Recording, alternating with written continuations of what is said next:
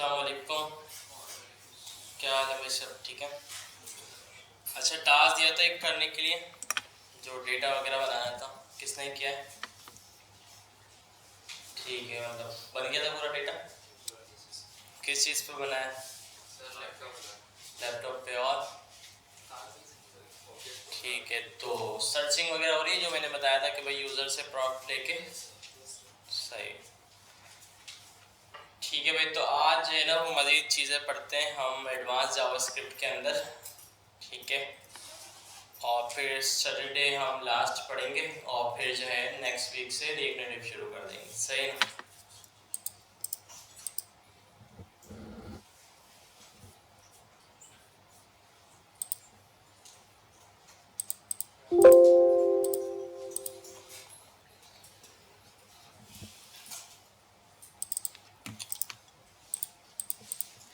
अच्छा, उस पर काम किया किसी ने हैकटोबर फेस्ट में? ओपन सोर्स कंट्रीब्यूशन किया किसी रेपो वगैरह में अभी तक या नहीं? नहीं क्या? कब करेंगे? नवंबर में? अक्टूबर में? नवंबर में नहीं कर सकते? अच्छा, अक्टूबर में होता है तो कर तो सकते हैं, लेकिन वो जो इवेंट है उसका पार्ट नहीं होगा वो।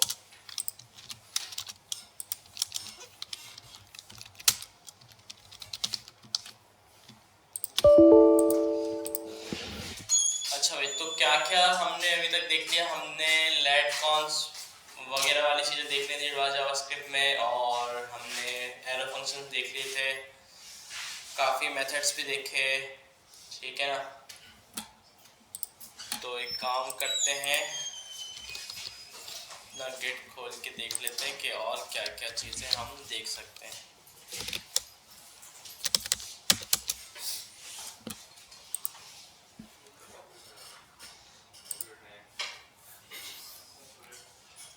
प्रोजेक्टर नहीं आ रहा?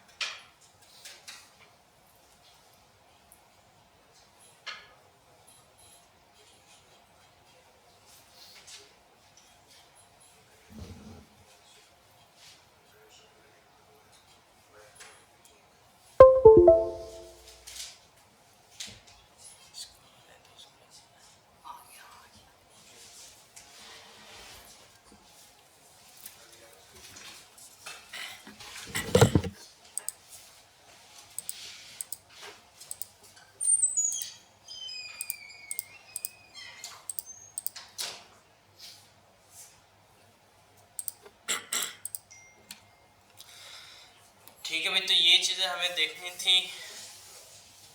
जावास्क्रिप्ट फंडामेंटल्स हमने देख ली हैं। अच्छा, एरर हैंडलिंग में ट्राई कैच का पता है किस लिए यूज होता है? अच्छा, बता दिया मैंने सोल्यूशन। ठीक है, तो क्या फायदे होते हैं इसके वैसे, और क्या क्या करता है ये? मतलब सिंटैक्टिकल एरर देख सकता है कोई, अगर एपीआई फैच करते वक्त प्रॉमिस यूज किया हो और उसके एरर, उसने कोई एरर थ्रो किया हो तो वो कैच कर सकता है। ठीक है ना? तो इसका यूज पता है कैसे होता है कि जो भी हमारा ब्लॉक ऑफ कोड है उसको हम ट्राई के ब्लॉक के अंदर रखते हैं और नीचे कैच लगाते हैं, और कैच हमें एक पैरामीटर की तरह देता है वैल्यू कि अगर कोई एरर वगैरह उसमें रिसीव होता है। ठीक है ना? सही, तो इसका तो पता है। बाकी इसके अलावा एसिंक्रोनस जावास्क्रिप्ट में कॉलबैक्स मैंने बताए थे, याद है? ठीक, नहीं बताया? बताया ना, मैप और ये सब सारे कॉलबैक फंक्शन ही है। आते नहीं है मतलब समझ नहीं आते। सही है, बता देते हैं एक बार और।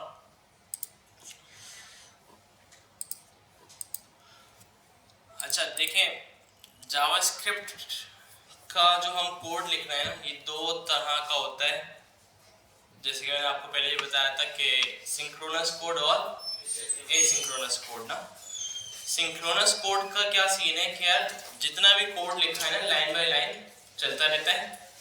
पहले ऊपर वाली लाइन चलती है, वो चल के खत्म होती है, फिर नीचे वाली लाइन चलती है। ठीक है ना? तो इस तरीके से कोड चलता है, मतलब नीचे वाली लाइन ऊपर वाली लाइन का वेट करती है कि जब तक वो चल के खत्म ना हो जाए, नीचे वाली लाइन नहीं चलती। तो ये कोड है सिंक्रोनस। ठीक है? एसिंक्रोनस कोड में क्या होता है कि ऊपर वाली लाइन का वेट करे बगैर नीचे वाली लाइन चल जाती है। ठीक है? मतलब ऊपर वाली लाइन में कोई ऐसा काम हो रहा हो कि जिसको होने में थोड़ा टाइम लग रहा है, तो नीचे वाली लाइन उसका वेट नहीं करेगी बल्कि एग्जीक्यूट हो जाएगी। ठीक है? तो इस टाइप का कोड जो है वो कहलाता है एसिंक्रोनस। ठीक है? अब इसमें दो तीन चीजें हो सकती हैं, या तो हम टेम्परेरी कोई एसिंक्रोनस चीज लिख रहे हो, तो हमारे पास वेब में ब्राउजर के अंदर वेब एपीआई में टाइमर होता है। ठीक है? जिसको यूज करके हम सेट टाइम आउट वगैरह यूज करके हम उस कोड को एसिंक्रोनस बना सकते हैं। दूसरा ये कि अगर हम एपीआई कॉल कर रहे हैं तो उस एपीआई से डेटा वगैरह आने में अगर कुछ टाइम लग रहा है तो वो भी एसिंक्रोनस कोड हो सकता है। ठीक है? फॉर एग्जांपल इसको ना डायरेक्टली एपीआई से ही डिस्कस करते हैं। एपीआई तो पता है सबको भाई क्या होती है। ठीक है? तो कोई भी एक एपीआई उठा लेते हैं, फेक स्टोर एपीआई ये एक होती है। ठीक है? एपीआई का काम क्या है कि यार बैकएंड ऐप बनी हुई होती है और उसकी एक यूआरएल होती है। तो वो क्या करती है यूआरएल के भाई बैकएंड ऐप को रिक्वेस्ट भेजती है और वहां से डेटा वगैरह फेच करके लेके आती है। या डेटा पोस्ट करना हो या डिलीट करना हो या अपडेट करना हो, एक्सवाइजेड कुछ भी हो, समझे। हमारा जो बैकएंड सर्वर होता है उससे कम्युनिकेशन के लिए एपीआई यूज होती है। ठीक है? एप्लीकेशन प्रोग्रामिंग इंटरफेस, लेकिन ये कुछ नहीं, बस एक यूआरएल है और ये एचटीटीपी के थ्रू कम्युनिकेट करता है। ठीक है? एचटीटीपी रिक्वेस्ट के थ्रू। और इसके कुछ मेथड्स भी होते हैं एचटीटीपी के, वो पता है? हाँ, यही वाली चीज ना कि भाई अगर सिंपल हम इमेज खोल लें, देखें ये वाली, इसमें जो लिखा हुआ है काफ़ी होते हैं वैसे, लेकिन यूज सिर्फ ये 4 ज़्यादा हो रहे होते हैं। Get method, post method, put method, delete method. ठीक है ना? तो मतलब एचटीटीपी के थ्रू जो है ना हम कम्युनिकेट करते हैं बैकएंड और फ्रंट एंड के बीच में। ठीक है? और एक यूआरएल के थ्रू करते हैं जिसको हम एपीआई बोल रहे हैं। ठीक है, और उसके कुछ मेथड्स होते हैं, क्योंकि हमें कम्युनिकेशन के वक्त डेटा भेजना भी पड़ सकता है बैकएंड ऐप को, और बैकएंड ऐप से मंगवाना भी पड़ सकता है, और बैकएंड ऐप को डिलीट की रिक्वेस्ट भी करनी पड़ सकती है और अपडेट की भी। ठीक है, तो इस वजह से इस चीज़ को आइडेंटिफाई करने के लिए HTTP के मल्टीपल मेथड्स होते हैं। ठीक है, गेट का मेथड होता है, पोस्ट का होता है, पुट का, डिलीट का। तो जो भी मेथड फ्रंट एंड से हम भेजते हैं तो बैकएंड ऐप को पता होता है कि भाई ये मेथड भेजा गया है। ठीक है, तो फिर वो उस मेथड के व्याप पे जो भी काम करना उसको करता है और आपको डेटा वगैरह रिटर्न करता है। ठीक है भाई, और भी मेथड होते हैं लेकिन ये बेसिक काफ़ी है हमारे लिए समझना। हाँ, वो इक्रेट में यही चार आते हैं ना। ठीक है, तो बस ये हम यूज़ कर रहे होते हैं ज़्यादातर। तो अभी तो हमारे पास बैकएंड ऐप नहीं है, ठीक है, क्योंकि हम जो है अभी तक बैकएंड पे काम नहीं कर रहे हैं, हम फ्रंट एंड पे काम कर रहे हैं। तो हम क्या कर रहे हैं, एक फेक एपीआई यूज़ कर रहे हैं। ठीक है, मतलब एक फेक बैकएंड बना हुआ है, पहले से किसी ने बनाया हुआ है लर्निंग के लिए, और उसकी एपीआई हमें प्रोवाइड की हुई है, जैसे कि फेक स्टोर /प्रोडक्ट, ये एपीआई है। ठीक है, इसमें देखिए इस तरह का डेटा हमें सारा मिल रहा है। अच्छा, बाय डिफ़ॉल्ट जब आप एपीआई को इस तरह ब्राउज़र पे डालते हैं ना और एंटर करते हैं, तो ब्राउज़र बाय डिफ़ॉल्ट उस एपीआई पे गेट की रिक्वेस्ट भेजता है। ठीक है, पता है ये चीज़, जैसे मैंने एंटर किया गेट की रिक्वेस्ट गई एपीआई पे और वहाँ से डेटा सारा ये गेट होके आ गया। पोस्ट, डिलीट वगैरह की रिक्वेस्ट ब्राउज़र से नहीं भेज सकते, उसके लिए हमें या तो कोडिंग करनी होगी जावास्क्रिप्ट या किसी भी प्रोग्रामिंग लैंग्वेज में HTTP कॉल बनानी होगी, या फिर हम कोई सॉफ्टवेयर टूल यूज़ करेंगे जैसे कि पोस्टमैन वगैरह, जिससे एपीआई को टेस्ट कर सकते हैं। ठीक है, लेकिन अभी हमारा काम बैकएंड पे नहीं हो रहा, हम डायरेक्टली देखेंगे कि जावास्क्रिप्ट में इसको किस तरह से फैच कर सकते हैं यहाँ से डेटा, और किस तरह इस पर डेटा भेज सकते हैं। तो जावास्क्रिप्ट में पहले बहुत मुश्किल तरीके भी थे, पूरी HTTP रिक्वेस्ट लिखना, बनाना। ठीक है, अब जो है काफ़ी आसान तरीके भी आ गए हैं। तो सबसे इजी और बिल्ट इन फीचर है जावास्क्रिप्ट का, जो कि फैच है। ये एक मेथड है, इसका काम है HTTP रिक्वेस्ट बनाना। ठीक है, और ये हमसे क्या लेता है, हमसे ये लेता है एपीआई। ठीक है, इसको हम एपीआई दे देते हैं, और ये हमें रिटर्न क्या करता है, ये एक प्रॉमिस रिटर्न करता है हमें। ठीक है, क्योंकि न्यू फीचर है जावास्क्रिप्ट का, तो इस वजह से इससे हमें रिटर्न में प्रॉमिस मिल रहा होता है। प्रॉमिस क्या होता है? अच्छा, कॉल बैक, पहले कॉल बैक समझते हैं। कॉल बैक क्या है कि भाई कोई ऐसा फंक्शन जिसको हम कॉल कर रहे हैं और वो किसी एपीआई से या किसी भी एक बड़े प्रोसेस के बाद एक डेटा बना रहा है, और बाहर से हम उस फंक्शन को कॉल कर रहे हैं और वो डेटा हमें चाहिए। ठीक है, फॉर एग्जाम्पल इसको अभी करते हैं कमेंट। हमारे पास एक फंक्शन है गेट डेटा, और यहाँ पे इस फंक्शन में कुछ ना कुछ प्रोसेसिंग हो रही है और डेटा बनने में थोड़ा टाइम लग रहा है, लाइक 5 सेकेंड लग रहे हैं। ठीक है ना, अभी मैंने समझाने के लिए सेट टाइम आउट लगा दिया। अब बाहर से आप इस फंक्शन को कॉल कर रहे हैं और आप चाहते हैं कि इस फंक्शन से मुझे डेटा रिटर्न मिले। ठीक है ना, तो अब क्योंकि ये एसिंक्रोनस है, चल के खत्म हो जाएगा, बाद में जब 5 सेकंड हो जाए तो नीचे हमें डेटा मिल जाए दोबारा, तो हमें इसको एक कॉल बैक पास करना पड़ता है। कॉल बैक क्या कि भाई एक इसको इस फंक्शन को एज अ पैरामीटर एक और फंक्शन पास कर दें इस तरह से। ठीक है, देखें ये फंक्शन या तो यहाँ पास करें, इसको मैंने नेम वगैरह कुछ भी नहीं दिया, या ये सेपरेट बना हुआ हो। ठीक है ना,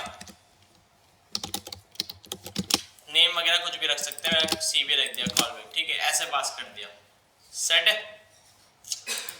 एक ही बात है, या तो आप डायरेक्टली फंक्शन यहीं पर ही बना दें या ऊपर कोई फंक्शन बनाओ वो फंक्शन पास कर दें। बस सिर्फ करना क्या है कि गेट डेटा का फंक्शन है, इसको एक फंक्शन हमने पास कर दिया।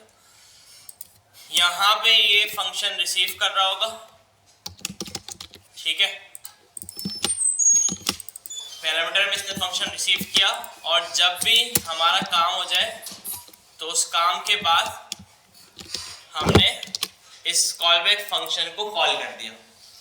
तो इससे होगा क्या, जब भी ऊपर वाला फंक्शन इस फंक्शन को कॉल करेगा तो यहाँ पे हमें ये डेटा मिल जाएगा।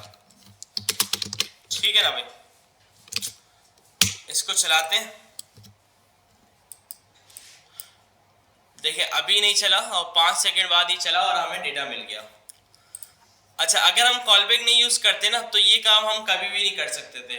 अच्छा, मेन काम हमारा क्या है, मेन कि भाई ये जो डेटा है ना ये इस फंक्शन के अंदर है, इसको यहाँ बाहर लाना है किसी तरह। ठीक है, कॉलबैक के अलावा और कोई रास्ता नहीं है इसको बाहर लाने का। ठीक है ना, क्यों नहीं है, क्योंकि वो कोड वगैरह चल चुका होगा और 5 सेकंड बाद वो डेटा हमारे पास आएगा और फिर 5 सेकंड बाद उसको बाहर नहीं ला सकते हम। ठीक है ना, अगर मैं बोलूँ कि यार बगैर कॉलबैक के मेरे पास कोई कॉलबैक नहीं है और ये डेटा मेरे पास आ रहा है ना, मैं चाहता हूँ ऊपर एक वेरिएबल बनाऊं, इसको एम्प्टी छोड़ दूं और 5 सेकंड बाद इसमें डेटा आ जाए और मैं नीचे डेटा को कंसोल करवा लूं, तो क्या होगा इस वाले केस में बताएं? आ जाएगा डेटा? क्यों नहीं आएगा? हाँ, क्योंकि ये बाद में चलेगा, ये पहले चल चुका होगा। ठीक है ना, ये बाद में क्यों चलेगा, क्योंकि एसिंक्रोनस है। ठीक है, तो इसी तरह एपीआई की एग्जांपल होती है, क्योंकि जब हम एपीआई कॉल करते हैं वो भी एसिंक्रोनस है, हमें नहीं पता उस एपीआई से डेटा कितनी देर बाद आएगा। तो अब इसको हम चलाएंगे तो ये देगा हमें अनडिफाइंड देगा। तो जब भी हमने कॉलबैक यूज करा था, फिर कॉलबैक हम यूज करते हैं काफी टाइम, लेकिन कुछ टाइम्स ऐसा होता है कि हमें मल्टीपल कॉलबैक यूज करना पड़ जाते हैं, क्योंकि हमारे पास ना बहुत नेस्टेड जाके डेटा डिपेंडेंसीज होती हैं। तो फिर हमें कॉलबैक, फिर उसके अंदर एक और कॉलबैक, एक और कॉलबैक, तो इस तरह हमें करना पड़ जाया करता था। फिर ES6 में जावास्क्रिप्ट ने इंट्रोड्यूस किया प्रॉमिस। ठीक है, जो कि कॉलबैक की तरह ही काम करता है लेकिन बहुत ज़्यादा बेहतर है। बहुत अच्छे फीचर्स भी हैं उसके, परफॉर्मेंस वाइज भी देखा जाए तो अच्छा है। ठीक है, और तकरीबन हर लाइब्रेरी अब इसको यूज करती है।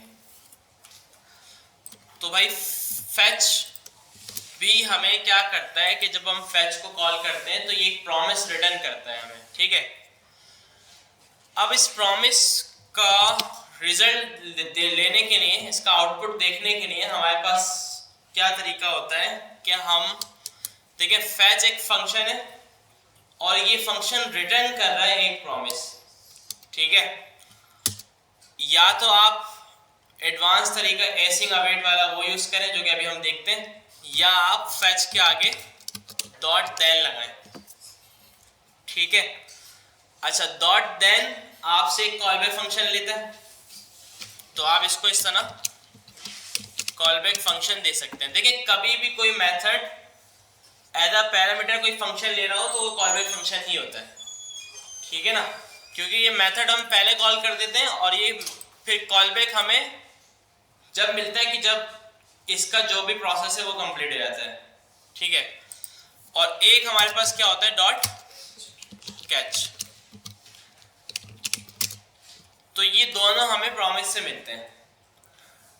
प्रॉमिस का सीन क्या होता है कि भाई एक प्रॉमिस नया क्रिएट होता है और कुछ स्पेसिफिक टास्क परफॉर्म करने के बाद हम उस प्रॉमिस को रिजॉल्व करवाते हैं, और अगर उस टास्क में कोई इशू या कोई एरर वगैरह आ जाए तो उस प्रॉमिस को हम रिजेक्ट करवाते हैं। तो दो चीजें होती हैं प्रॉमिस में, या तो प्रॉमिस रिजॉल्व होता है या रिजेक्ट होता है।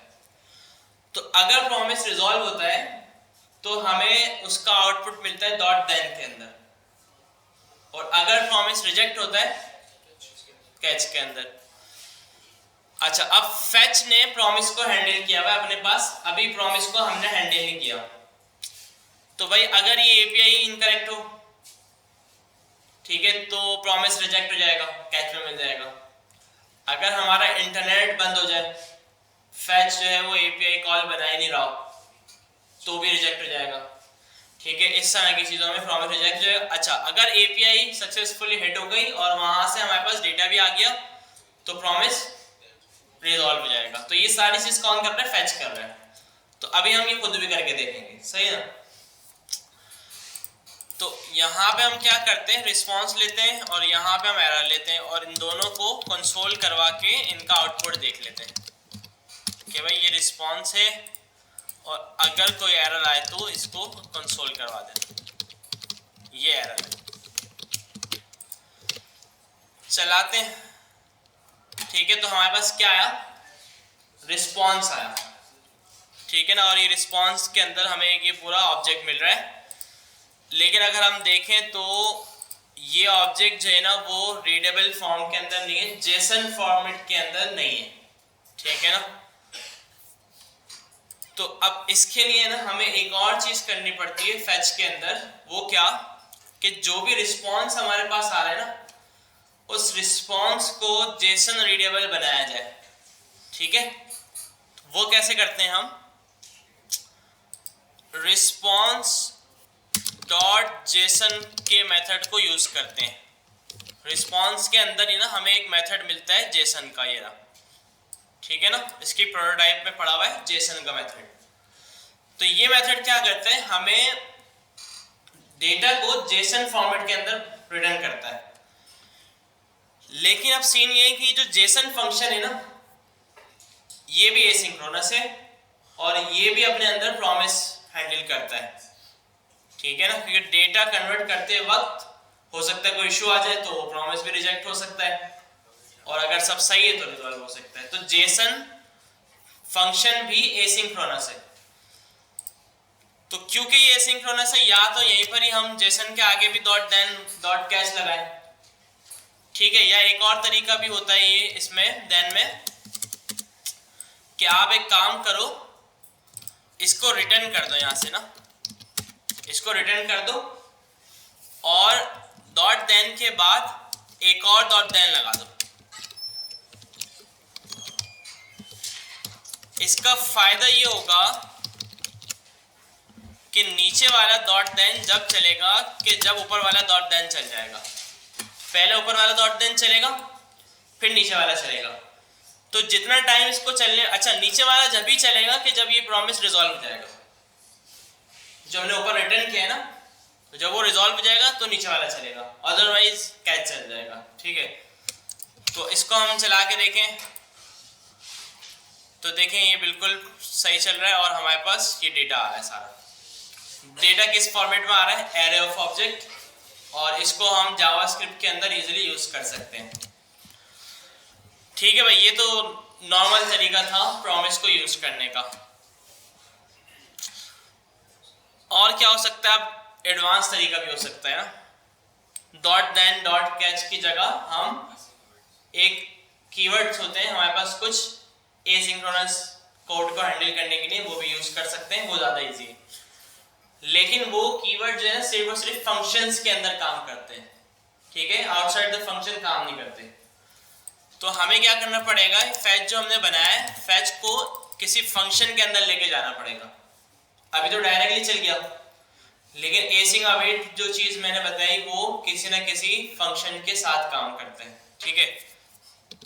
फंक्शन बल्कि एरो फंक्शन ही बनाएंगे, इसका नाम रख दिया मैंने गेट डेटा और इसके अंदर हमने दे दिया फैच। अब इसको डॉट कैच डॉट देन से हैंडल नहीं करवाना, बल्कि हम क्या कर रहे हैं एसिंग अवेट से। तो एसिंग अवेट कैसे करेंगे, सबसे पहले जो आपका फंक्शन है ना गेट डेटा, इसको आप एसिंक्रोनस बनाएंगे कि भाई जहां कहीं से भी इस फंक्शन को कॉल करें तो वहां पता चल जाए कि ये एक एसिंक्रोनस फंक्शन है। तो कैसे बनाएंगे, फंक्शन शुरू होने से पहले आप एक कीवर्ड यूज करेंगे एसिंग, ठीक है। इससे ये फंक्शन एसिंक्रोनस बन जाएगा, मतलब जब भी हम इसको कॉल करवाएंगे तो हमें ये हमेशा प्रॉमिस रिटर्न कर रहा होगा, ठीक है। हमें पता होगा कि ये एक एसिंक्रोनस फंक्शन है और इस फंक्शन को कंप्लीट होने में टाइम लग सकता है, ठीक है। और इस फंक्शन के अंदर अब कोई भी प्रॉमिस को रिजॉल्व वगैरह हम करवा रहे हैं तो कैसे करवाएंगे, हम यूज करेंगे अवेट का कीवर्ड, ठीक है। तो अवेट क्या करेगा, खुद इस प्रॉमिस को रिजॉल्व करके हमें आउटपुट दे देगा। देखें अब हम यहाँ पे अगर console.log रिस्पॉन्स लगाएं और नीचे फिलहाल डायरेक्टली आके गेट डेटा को कॉल करवा दें, ठीक है, तो इसने रिजॉल्व किया और हमें रिस्पॉन्स दे दिया। अब रिस्पॉन्स डॉट जेसन ये भी एसिंक्रोनस है, ये भी प्रॉमिस रिटर्न करता है, तो क्या करें चलें बताएं। इसमें भी अवेट लगा सकते हैं, ठीक है, तो लेट डेटा अवेट क्या आएगा, रिस्पॉन्स डॉट जेसन, ठीक है। तो अब डेटा के अंदर हमें बिल्कुल एक्यूरेट फॉर्मेट में डेटा मिल जाएगा। कौन सा वाला? हाँ, कॉल बैक वाला काम, ठीक है ना। तो डेटा, अच्छा अवेट जहां लगा हुआ है ना, जिस लाइन में अवेट लगा हुआ है, जब तक वो लाइन चल नहीं जाएगी नीचे वाली लाइन का नंबर नहीं आएगा, ठीक है। तो पहले ये रिजॉल्व हुआ, रिस्पॉन्स आया, फिर हमने नीचे वाली लाइन चलाई, इस पे भी अवेट लगा हुआ है, रिस्पॉन्स डॉट जेसन। तो डॉट जेसन जो मेथड था वो भी एसिंक्रोनस था, तो ये चला और फिर जब नीचे वाली लाइन का नंबर आया तो हमारे पास डेटा आ गया। अच्छा अब इसमें ये लाजमी है क्योंकि इसमें कैच हैंडल नहीं कर सकते हम, ठीक है। देन तो हो गया कि अवेट लगा रहे हैं, इसका जो भी आउटपुट मिल रहा है वो यूज कर रहे हैं हम। तो कैच के लिए क्या करेंगे इसमें, तो कैच के लिए इसमें हम हमेशा एरर हैंडलिंग के लिए ट्राई कैच यूज करते हैं। अब जहां जहां अब हमने अवेट लगा हुआ हो उसको हम रखेंगे ट्राई। अच्छा कभी भी अवेट जो है ना बगैर ट्राई के यूज नहीं करेंगे, ये एक रूल है, लोग करते हैं लेकिन फिर वही एप्लीकेशन में क्रैश आते हैं और डाउन हो जाती है, ऐप क्रैश हो जाती है, तो इस तरह बहुत इश्यूज आते हैं। तो हमेशा जहां कहीं भी अवेट यूज करा तो वो ट्राई ब्लॉक के अंदर होना चाहिए, ठीक है, ये रूल है। ट्राई के अंदर नीचे हम लगा देंगे कैच। इसका काम क्या होगा कि भाई अगर ऊपर जो भी हमने अवेट लगाए, जो जितने भी प्रॉमिस रिजॉल्व करें, अगर उसमें कोई भी एरर आता है तो कैच ब्लॉक चलेगा, ठीक है, और हमारा पूरा प्रोग्राम क्रैश नहीं होगा बल्कि हमें कैच के अंदर वो सिंगल एरर मिल जाएगा, ठीक है ना। और अगर हम ये कैच नहीं लगाते ना तो हमारा फंक्शन क्रैश होता और नीचे जितने भी जावास्क्रिप्ट का कोड है कुछ भी नहीं चलता, ऐसे ही। तो हमने इसको हैंडल कैसे किया, वो ट्राई कैच के थ्रू। तो ये तरीका है प्रॉमिस को एडवांस तरीके से रिजॉल्व और रिजेक्ट करवाना, ठीक है, उसका आउटपुट लेना, ठीक है। तो देखिए अब मैं जितनी बार भी रीलोड करूं तो मेरे पास ये डेटा आ जाएगा।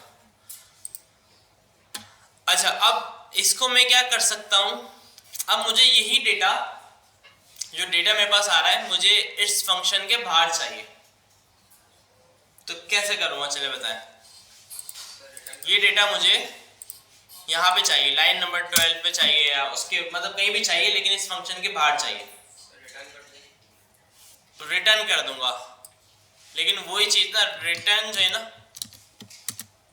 सिंक्रोनस है कि भाई डेटा आ गया, रिटर्न कर दिया।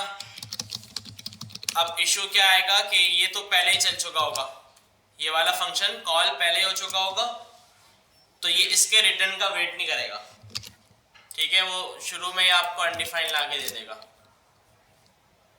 ठीक है ना, कुछ भी नहीं देगा बल्कि रिटर्न, क्योंकि रिटर्न उसको फौरन से मिला ही नहीं। देखिए मैंने रीलोड कर दिया, इस तरह लाके देगा भाई, ये रिटर्न आ रहा है कि भाई जो चीज फंक्शन से रिटर्न हुई है ना वो एक प्रॉमिस है, ठीक है। और अगर आप उसको रिजॉल्व वगैरह करना चाह रहे हैं तो आप इसको समझें, इसको एज अ प्रॉमिस डील करें आप इसको, ठीक है ना। तो इस चीज को भी हम एज अ प्रॉमिस डील कर सकते हैं। कैसे, या तो इसको किसी और फंक्शन के अंदर यूज करके वही एसिंग अवेट, या फिर यहीं पर ही देन कैच, ठीक है। फंक्शन के अंदर हो तो एसिंग अवेट यूज कर सकते हैं और फंक्शन के बाहर हम देन और कैच ही यूज करेंगे हमेशा।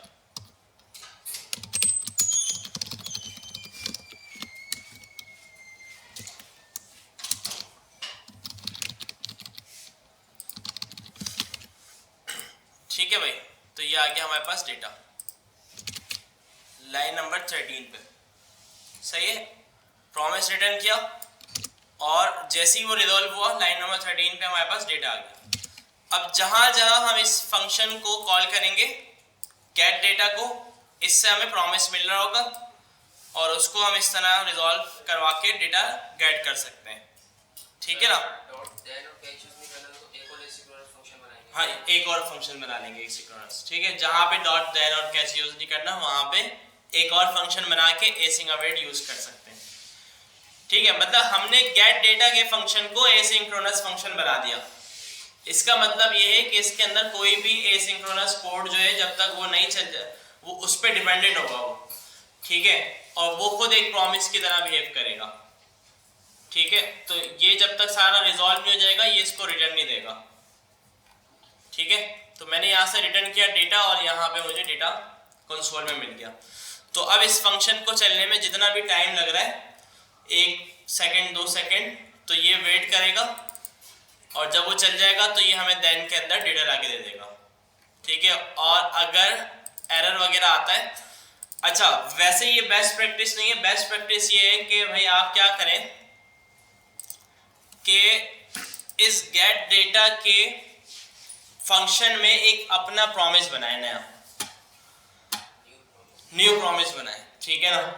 प्रॉमिस किस तरह दिखता है भाई कि हम खुद का भी एक प्रॉमिस बना सकते हैं। ये एक प्रॉमिस है, इसको इस तरह से हम बनाते हैं। कंस्ट्रक्टर और क्लास है, एक समझ लें। ठीक है, और ये हमसे कॉल बैक लेता है।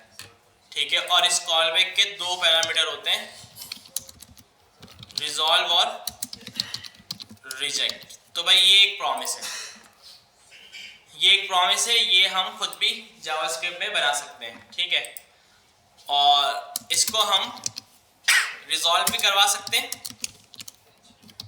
और रिजेक्ट भी करवा सकते हैं।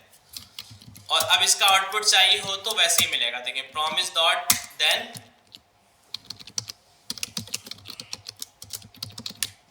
अभी क्योंकि हमने कुछ रिटर्न नहीं करवाया, या यहाँ से हम कुछ भी रिटर्न करवाएंगे, ठीक है ना, तो वो हमें कहाँ पे मिल जाएगा, देन के अंदर मिल जाएगा। देखिए इसको चलाते हैं तो ये देखिए मैसेज हमें देन के अंदर मिल गया। और अगर हम प्रॉमिस को रिजेक्ट करवाएंगे तो क्या मिलेगा, कहाँ पे मिलेगा, कैच में मिलेगा। डॉट कैच एरर, ठीक है ना, एरर। ठीक है, तो ई वाला चला, लाइन नंबर 23 चला और हमें ये एरर मिल गया क्योंकि प्रॉमिस को हमने रिजेक्ट करवाया था। तो या तो प्रॉमिस रिजॉल्व होगा या रिजेक्ट होगा। तो अब इस प्रॉमिस के अंदर कोई भी एसिंक्रोनस काम हमें करना है ना जावास्क्रिप्ट में, तो हमें ये प्रॉमिस यूज करना है, बस ये याद रख लें। एपीआई कॉल है या कोई भी ऐसा काम है जिसको होने में टाइम लग रहा है, तो उसमें हमें प्रॉमिस यूज करना है। और अगर वो हमारा काम हो जाता है तो हमें इस प्रॉमिस को रिजॉल्व करवाना है, वरना रिजेक्ट करवाना है। तो अब ऊपर वाला जो कोड है हमारा, जिसमें हमने सिर्फ रिटर्न कर दिया था डेटा, अगर कैच चलता है और यहाँ पे देखें कोई भी रिटर्न वगैरह कुछ नहीं लगाया हुआ, तो इसको सही तरह हैंडल नहीं कर पाएगा। ठीक है ना, तो हम क्या करेंगे, गेट डेटा का जो हमारा फंक्शन है उससे रिटर्न करेंगे एक न्यू प्रॉमिस। ठीक है ना, और अपना जितना भी कोड है सारा वो ले जाएंगे प्रॉमिस के अंदर। ठीक है भाई, और ये वाला एसिंग जो है ना, अच्छा देखिए एसिंग जो होता है ना, जो जिस फंक्शन में अवेट लिखा हुआ उसी फंक्शन पे लगता है। ठीक है ना, तो यहाँ पे लिखा हुआ है अवेट, तो अब एसिंग यहाँ से हटके यहाँ पे लगेगा प्रॉमिस वाले फंक्शन पे। सेट है ना। अच्छा, अब प्रॉमिस की 2 चीजें, रिजॉल्व और रिजेक्ट। कब रिजॉल्व करवाएं और कब रिजेक्ट करवाएं, जब डेटा आ जाए जहां हम रिटर्न करवा रहे थे पहले। तो अब यहां पे हम करवा देंगे प्रॉमिस को रिजॉल्व, और रिजेक्ट कब करवाएंगे कि जब कैच चले। ठीक है, तो ये हमारा एक कंप्लीट प्रॉमिस बन गया। ठीक है, ये वाली चीजें ऐसी ही रहेंगी। ठीक है ना, रीलोड किया तो देखें डेटा आ गया हमारे पास। ठीक है, ये तो ये बेस्ट प्रैक्टिस है इसको प्रॉमिस को यूज करने की। अब अगर प्रॉमिस किसी वजह से रिजेक्ट भी होता है, फॉर एग्जांपल अगर हम कोई एपीआई का नेम वगैरह चेंज कर दें अगर,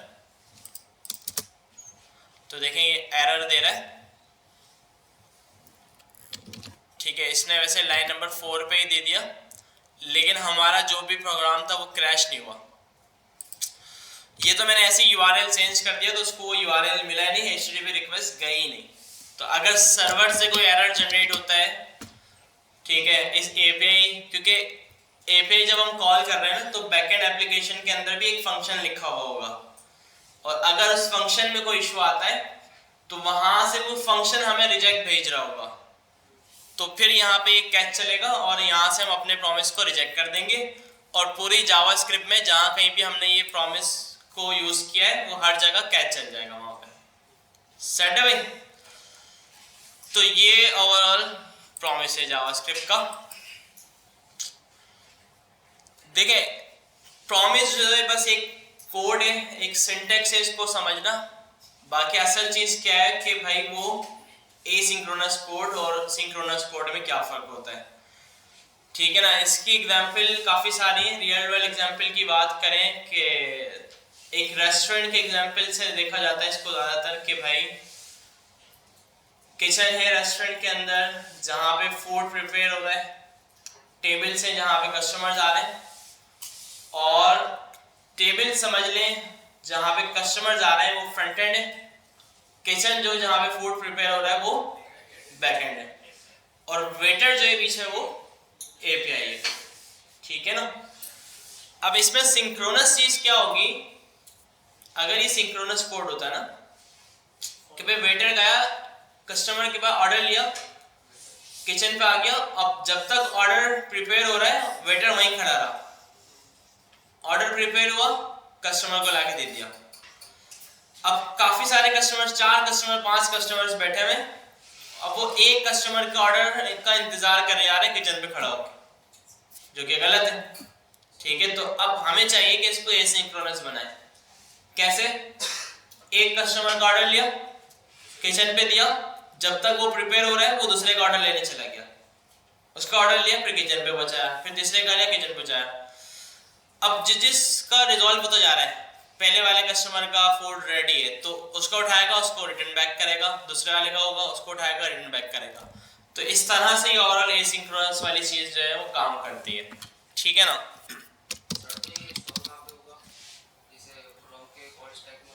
हाँ बिल्कुल, कॉल स्टैक में स्टोर नहीं होता बेसिकली। देखें, ये वाली जो चीजें होती है ना जो एसिंक्रोनस होती है, इसका एक अलग, इसकी एक स्पेस होती है, वहां जाके सारी चीजें स्टोर हो रही होती हैं।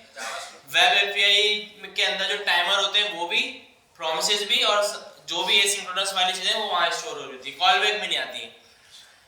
देखिए, होता ये जावास्क्रिप्ट में हमारे पास एक चीज होती है इवेंट लूप के नाम की, पता है ना, ये थ्योरी वाली चीज है थोड़ी, सही है।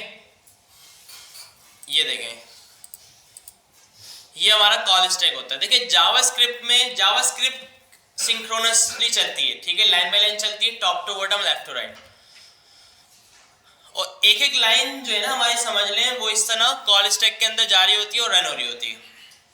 ठीक है, और ये तो 3 चीजें नजर आ रही हैं, लेकिन कॉल स्टैक में एक टाइम में एक ही चीज जाती है। ठीक है, और वो एग्जीक्यूट हो जाती है। ठीक है ना, तो अब हमारे पास होता क्या है कि एक कॉलबैक की क्यू होती है, कि जितनी भी नेक्स्ट चीजें आती रहती है ना वो इस क्यू में सीक्वेंस वाइज ऐड होती जाती है, और जैसे जैसे कॉल स्टैक फ्री होता जाता है उस क्यू में से अगली चीज इसमें आके एग्जीक्यूट होती जाती है। इस तरह जावास्क्रिप्ट का कोड चल रहा होता है। अच्छा, अब इस क्यू से निकाल के इसमें लाना किसका काम होता है? इवेंट लूप का। कि इवेंट लूप क्या करता है, कंटिन्यूसली वॉच कर रहा होता है इस क्यू को, ठीक है ना। और कॉलबैक क्यू के अलावा एक और क्यू भी होती है, 2 क्यू होती हैं हमारे पास, ठीक है ना। अच्छा, इस कॉलबैक क्यू को ना हम टास्क क्यू भी बोलते हैं, टास्क क्यू के जितने भी टास्क हैं वो सारे इस क्यू के अंदर पड़े हैं और वो एक एक करके जब उनकी बारी आ रही है वो कॉल स्टैक में जाके एग्जीक्यूट हो रहे हैं, ठीक है। और एक हमारे पास क्या होती है माइक्रो टास्क क्यू, ये टास्क क्यू हो गई, कॉल बैक क्यू बोल रहे हैं, टास्क क्यू बोल रहे हैं, और एक हमारे पास होती है माइक्रो टास्क क्यू, ठीक है ना। माइक्रो टास्क क्यू समझे खाली पड़ी हुई होती है, सही है। अब होता क्या है कि अगर हमने कोई एसिंक्रोनस काम किया, या तो कोई वेब एपीआई यूज की, सेट टाइम आउट, डॉम वगैरह कुछ, ये दोनों वेब एपीआई है, या फेच यूज किया क्योंकि फेच भी एसिंक्रोनस है ना, उसको भी एपीआई को हिट करने में लाने में डेटा टाइम लग रहा है। तो होता क्या है कि पहले तो अलग ही स्पेस में एलोकेट हो जाती है सारी चीजें ना, फिर अब इनमें से किसी चीज की जब बारी आती है, ठीक है, तो होता क्या है, अब इसमें से ना इवेंट लूप क्या करता है, कंटिन्यूसली वॉच करता है कॉलबैक को, कॉलबैक क्यू को और माइक्रो टास्क क्यू को। अच्छा, प्रायोरिटी किसकी ज्यादा होती है, माइक्रो टास्क क्यू की, लेकिन अगर वो खाली है तो ये इसको देखता रहेगा कॉलबैक को, और इसके अंदर जो भी टास्क आ रहे हैं इनको उठा उठा के रिजॉल्व करते जाएगा।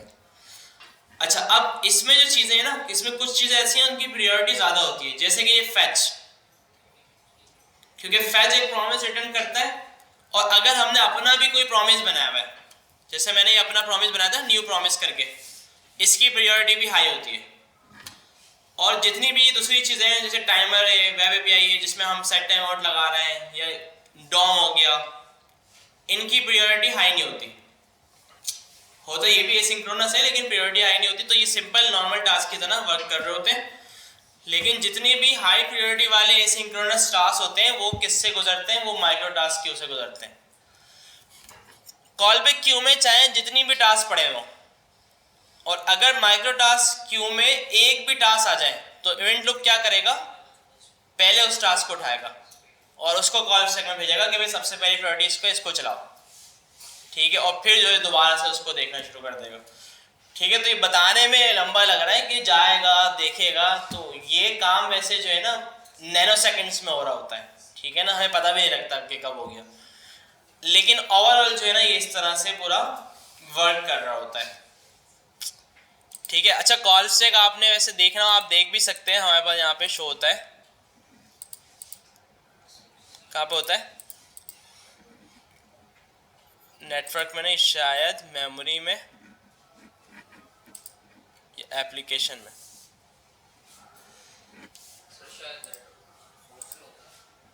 सोर्स में होता है, हाँ ये रहा, ठीक है ना, सोर्स में जावास्क्रिप्ट फाइल, ये हमारा कॉल स्टैक होता है, ठीक है। तो इसमें कुछ भी अभी नहीं चल रहा है, तो यहाँ पे कुछ नजर, तो देखिए बहुत ही मतलब ज़्यादा नैनो सेकंड्स में चल रहा होता है, फास्ट चल रहा होता है, तो इसमें हमें ज़्यादा नज़र नहीं आता, लेकिन अगर हम डिबगर शिबगर लगाएं तो हो सकता है नज़र आ जाए ना। लाइक मैं बोलूँ कि यार एक काम करो, यहाँ पे ना आप एक डिबगर लगाओ,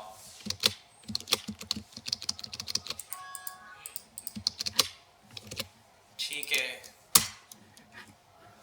चलाओ, तो ये देखें ब्लॉक, ये सारे ये स्कोप होते हैं, ठीक है, ये लोकल स्कोप है, ब्लॉक स्कोप, स्क्रिप्ट चली, ये ग्लोबल स्कोप है।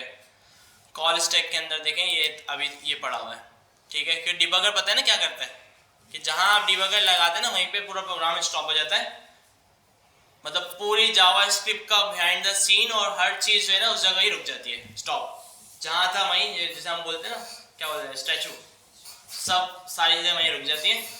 इसका फायदा ये होता है कि अब हम जाके जहाँ कहीं भी हमें डेटा वॉच करना हो वॉच कर सकते हैं। फॉर एग्जाम्पल लाइन नंबर 6 पे हमने इसको रोका, अब लाइन नंबर 6 पे हमारे पास डेटा में क्या था, रिस्पॉन्स में क्या था और बाकी वेरिएबल्स में क्या क्या था, वो सारा डेटा हमें यहाँ पे शो हो रहा होता है। तो ये जो है ना हम डिबगिंग के लिए यूज करते हैं कि भाई जब जावास्क्रिप्ट का कंपाइलर लाइन नंबर 6 पे आया तो उसके पास क्या क्या चीजें मौजूद थी, जैसे कि हमने ना यहाँ पे कोई ऑपरेशन परफॉर्म कराया है कि भाई यहाँ से प्रोडक्ट का नेम आ रहा है और उसको हमने डॉम पे शो करवाया हुआ है, ठीक है ना, लेकिन वो डॉम पे शो नहीं हो रहा, ठीक है। तो अब हम डिबग करेंगे, कैसे करेंगे कि जहां पे हमने इसको डॉम पे भेजा है ना उस लाइन के ऊपर हम लगाएंगे डिबगर, ठीक है, वहां पे आके हमारा प्रोग्राम रुकेगा और यहाँ पे हम इसके ब्लॉक में आके देख लेंगे कि इस डेटा में नेम आ भी रहा है या नहीं आ रहा। ठीक है, तो इस तरह काफी सारे डेटा के ऊपर जब हम काम करते हैं तो इस तरह डिबगर लगा लगा के देख रहे होते हैं।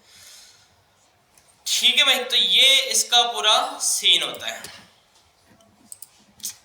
सर यानी स्टोर तो क्रोम में होता है ना? हाँ, स्टोरी में होता है। ठीक है भाई, तो ये सारा होता है और बाकी और भी डायग्राम हो सकती हैं कि जो आपको जो है ना और अच्छा करके बता रही हूँ। ये देखें, ये जो मैंने बताया आपको, एक हो गई हमारी टास्क क्यू और एक हो गई माइक्रो टास्क क्यू। ठीक है ना, कॉल स्टैक खाली है। इवेंट लूप का काम क्या है, इसको भी देखना, इसको भी देखना। एक एक करके इसमें टास्क उठा के कॉल स्टैक को दिए जा रहा है। ठीक है, और अच्छा फैच भी एक वेब एपीआई ही है वैसे ना। तो जितनी भी ये वेब एपीआई वाली चीज़ें हैं वो सारी यहाँ पे स्टोर है। जैसे इसका टाइम पूरा होगा टास्क क्यू में आ जाएंगी, जो हाई प्रायोरिटी वाली चीज़ें होंगी वो माइक्रो टास्क क्यू में आ जाएंगी। ठीक है ना, और इवेंट लूप इन दोनों को वॉच करे जा रहे हैं कंटिन्यूसली और इसको कॉल स्टैक को देके एग्जीक्यूट करवाया जा रहा है। मतलब कोड एग्जीक्यूट जो होता है वो कॉल स्टैक के अंदर होता है। अच्छा, ये बड़ी इंपॉर्टेंट चीज़ है, जब कभी भी हमको इंटरव्यू वगैरह देने जाते हैं ना तो इसके बारे में सवाल हो जाता है कि भाई इवेंट लूप क्या है।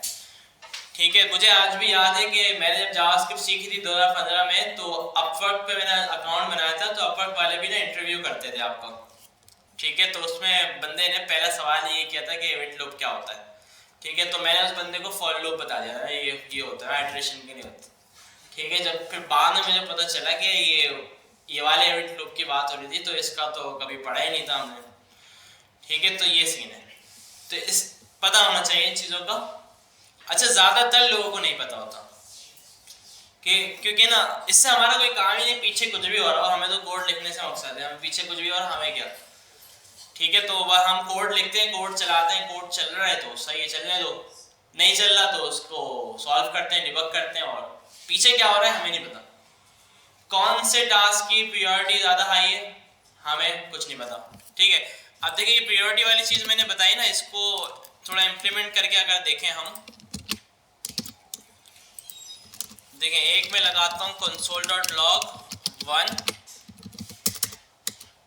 फिर मैं क्या करता हूँ सेट टाइम आउट, और इस पे टाइम देता हूँ 0। ठीक है ना,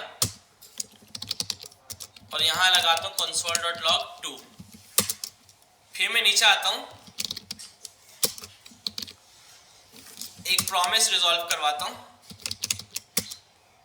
ठीक है, मतलब ये क्या है तरीका है कि ये डायरेक्ट प्रॉमिस को रिजॉल्व कर देगा, सिर्फ देखने के लिए हम कर रहे हैं, वरना वही प्रॉपर प्रॉमिस बनता है। console.log 3 और console.log 4, तो क्या सीक्वेंस होगा इसका आपके हिसाब से?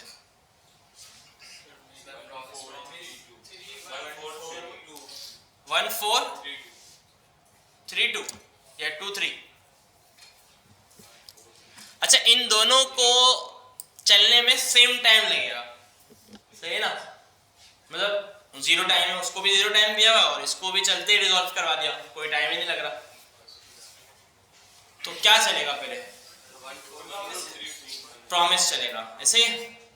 तो मतलब 1 4 3 2, ये क्या? अच्छा, प्रॉमिस का कोड जो है ना ये सही मैं शायद करवाया नहीं है। प्रॉमिस डॉट रिजॉल्व हमने कर दिया, कैसा ना करते हैं चेक करने के लिए ना, प्रॉमिस डॉट रिजॉल्व।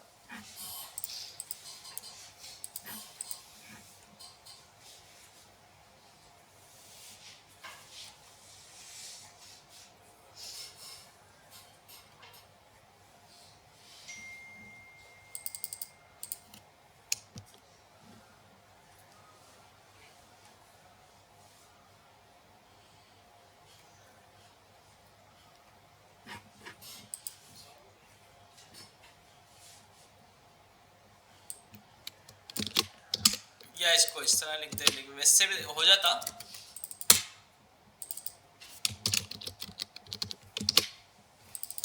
लेकिन खैर ठीक है भाई, 1432। तो मतलब इसको चलने में भी कोई टाइम नहीं लगा क्योंकि हमने 0 लिखा हुआ था। 0 का मतलब तो भाई ये कि फौरन चले, ठीक है। और ये वाला प्रॉमिस भी हमने डायरेक्टली क्या कर दिया, प्रॉमिस और रिजॉल्व, कि भाई फौरन से रिजॉल्व करवा दिया। इसको भी टाइम नहीं लगा, लेकिन ये कोड नीचे है लेकिन वो कोड ऊपर है, लेकिन फिर भी ये पहले चला कि वही वाली चीज़ जो इवेंट लूप और ये वाली जो चीज़ है ये गई होगी किसमें, माइक्रो टास्क क्यू में, और इवेंट लूप ने इसको प्रायोरिटी दी। माइक्रो टास्क क्यू का एक दफा बताना। यही तो बता रहा हूँ। अच्छा ये सर ये एक तो होता है ना, आपने बताया था टास्क क्यू होता है, हाँ। माइक्रो टास्क एक वेब एपीआई की तरह कॉल स्टैक होता है। हाँ। तो इवेंट लूप जो है टास्क क्यू से डेटा भेजता है कॉल स्टैक में, फिर वहां से एग्जीक्यूट होता है। यस। माइक्रो क्यू में कौन सा आता है? Promise, promise. तो सर ठीक है। एसिंक्रोनस टास्क होते हैं ना जितने भी, उसमें कैटेगरीज होती हैं कि ये हाई प्रायोरिटी है, ये लो प्रायोरिटी है। अब जैसे ये दोनों ना एक साथ चल रहे हैं, मतलब सेट टाइम आउट भी चल रहा है और प्रॉमिस भी चल रहा है। मतलब ऐसा नहीं है कि पहले सेट टाइम आउट चल रहा है बाद में, नहीं, दोनों एक ही टाइम में चल रहे हैं। लेकिन प्रॉमिस की प्रायोरिटी हाई है, दोनों एसिंक्रोनस टास्क है, ठीक है। दोनों वेट कर रहे थे टाइमर वाली जगह पे, लेकिन प्रायोरिटी किसकी ज़्यादा है, प्रॉमिस की। तो इस वजह से माइक्रो टास्क क्यू में कौन सा गया, प्रॉमिस गया, ठीक है ना। तो इस वजह से वो पहले चला और फिर बाद में सेट टाइम आउट चला। तो माइक्रो टास्क क्यू में वही टास्क जाते हैं जो हाई प्रायोरिटी हो। अगर हम देख लें और भी कुछ हो सकते हैं,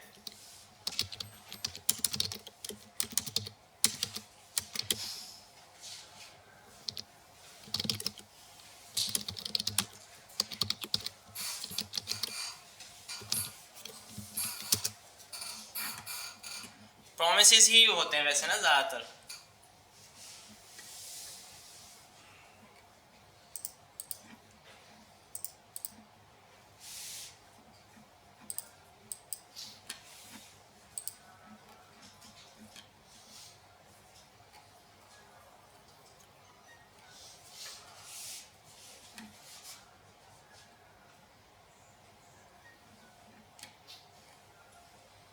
ठीक है भाई, इसी तरह यही वाली एग्जांपल ये बंदा भी दे रहा है, ठीक है। रिजॉल्व करवा दिया, अच्छा हमने डॉट दैन नहीं लगाया था, ठीक है। तो इसकी रिजॉल्व वाले की प्रायोरिटी जो है वो ज़्यादा है।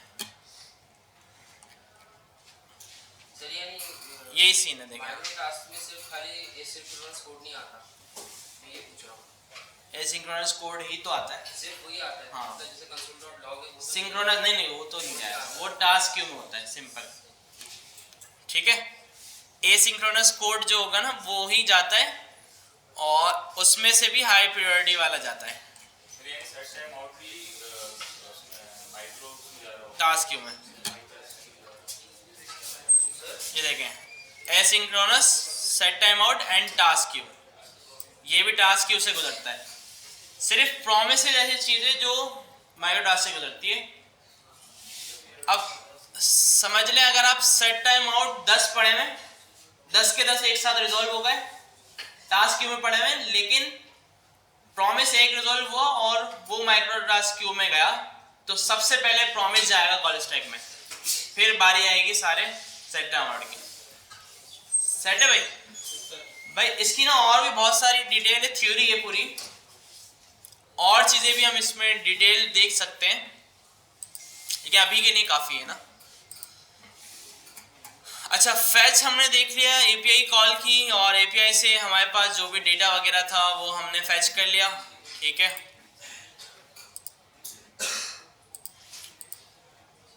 अच्छा, इसके अलावा प्रोटोटाइप और इनहेरिटेंस देखा था हमने, ठीक है ना, याद है? प्रोटोटाइप का पता है कि जो क्लास भी मैंने आपको बता दी थी, क्लास कंस्ट्रक्टर था पहले, अब क्लास है, ठीक है। इनहेरिटेंस इसमें होता है, ठीक है। ये रिएक्ट नेटिव में वैसे यूज नहीं होगा ये ना। एक्सियोस ना एक लाइब्रेरी है, हाँ करते हैं, जावास्क्रिप्ट में यूज करते हैं वो, लेकिन वो एक एक्सटर्नल लाइब्रेरी है कि उसको इंस्टॉल करके यूज कर लेते हैं।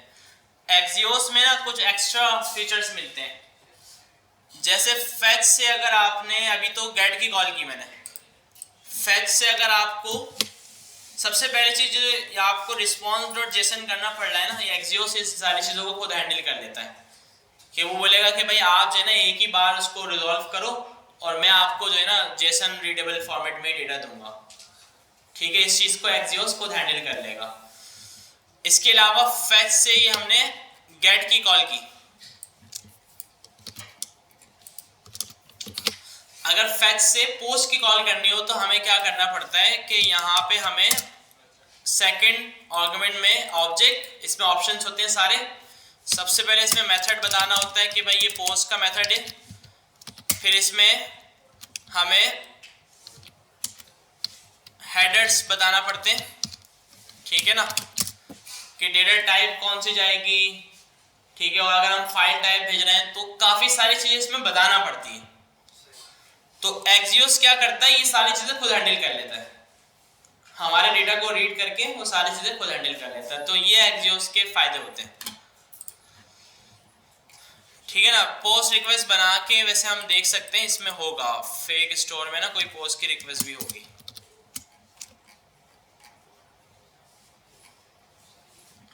ये रही,